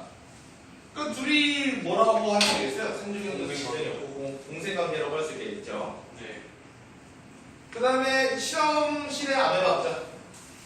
실험실의 아메바가 병원성 박테리아에 감염됩니다. 대부분의 아메바가 죽었어. 일부 아메바는 생존을 했습니다. 생존한 아메바의 세포질에서 서식하는 박테리아는 스스로 복제해서 증식할 수가 있었어요. 더 이상 병원성을 지니지는 않았습니다. 아메바에게는 무해하지만 박테리아에는 치명적인 항생제를 아메바에 투여하면 박테리아와 함께 아메바도 죽었다. 이 둘은 공생인가요? 아니면 유기적 상호작용인가요? 자, 근데 유기적 상호작용이라고 하면요, 스스로 복제가 되는데요? 네. 스스로 복제가 되잖아요. 여기 같이 죽잖아요. 같이 죽어. 그것 때문에 그 질문이 나올까봐 쌤이 여기 앞에 있었던 이 내용을 따왔습니다. 이거 그냥 앞에 있었던 거 그대로예요.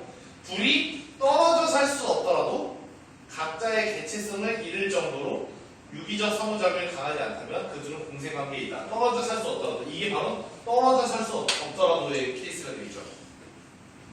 둘이 떨어져 살 수 없더라도 각자의 객체성을 잃을 정도로 강하지 않다면 공생관계에 있다. 근데 여기서 보세요. 스스로 복제해서 증식할 수가 있어요. 그러면 세포질을 하는데 박테리아가 계속 늘어날 수 있다는 소리죠? 그렇죠? 그러면 이 둘은 유기적 상호작용이 그렇게 강하지 않다. 그럼 둘 다 뭐다? 동생. 둘 다? 동생. 공생. 좋아. 그러면 여기서 얘들아 1번부터 보자. 병원성을 이루는 아메바의 세포질에서 서식하는 박테리아는 세포 소기관을 변한 것이다. 세포 소기관을 변한 것이다. 세포 소기관을 변한 것은 공생이 아니면 하나의 개체야? 공생이 하나의 개체야. 세포 소기관은? 하나의 개체죠? 그러면 이거 1번 보세요. 병원성을 이루는 아메바의 세포질에서 서식하는 박테리아는 세포 소기관을 변한 것이다. 세포 소기관으로 변한 것이 아니라 얘들아 뭐다? 세포 소기관으로 변한 것이 아니라 공생 관계다. 네. 그래서 답이 1번. 2, 3, 4, 5 봅시다. 보고와의 체내에서 서식하는 미생물은 보고와의 유기적 상호작용이 강해지는 개체성이 있는다. 유기적 상호작용이 더 강해지면 개체성을 잃고 하나의 개체로 인정을 할 수도 있겠죠. 지금은 개체성을 잃지 않았기 때문에 공생. 그렇지? 2번, 아니 3번. 보고의 세포가 증식할 때 보고의 체내에서 독소를 생산하는 미생물의 DNA가 함께 증식하는 것은 아니다. 봐봐. 보고의 세포가 증식한대. 근데 독소를 생산하는 미생물의 DNA가 함께 증식하는 것은 아니다. 왜? 둘은 하나의 개체가 아니라 공생이기 때문에. 그죠? 그래서 적절하다. 4번. 아메바의 세포질에서 서식하는 박테리아가 개체성을 잃으면 아메바의 세포질에서 서식하는 박테리아의 DNA 길이는 짧아진다. 개체성을 잃으면은 이 박테리아도 DNA를 더 주겠죠? 그래서 DNA 짧아진다. 괜찮고.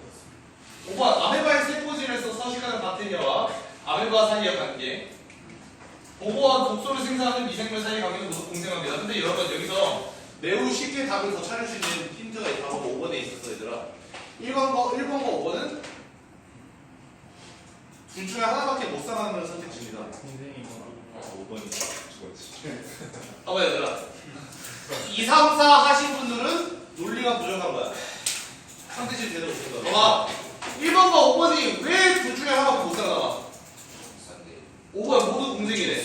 근데 1번 뭐래 이거? 하나의 개체래. 둘 중 하나밖에 못 살아남는 거 보이지? 그렇죠? 그러면 1번, 5번만 오지게 하다가 박테리아가 세포 소기관으로 변하면 뭐겠어?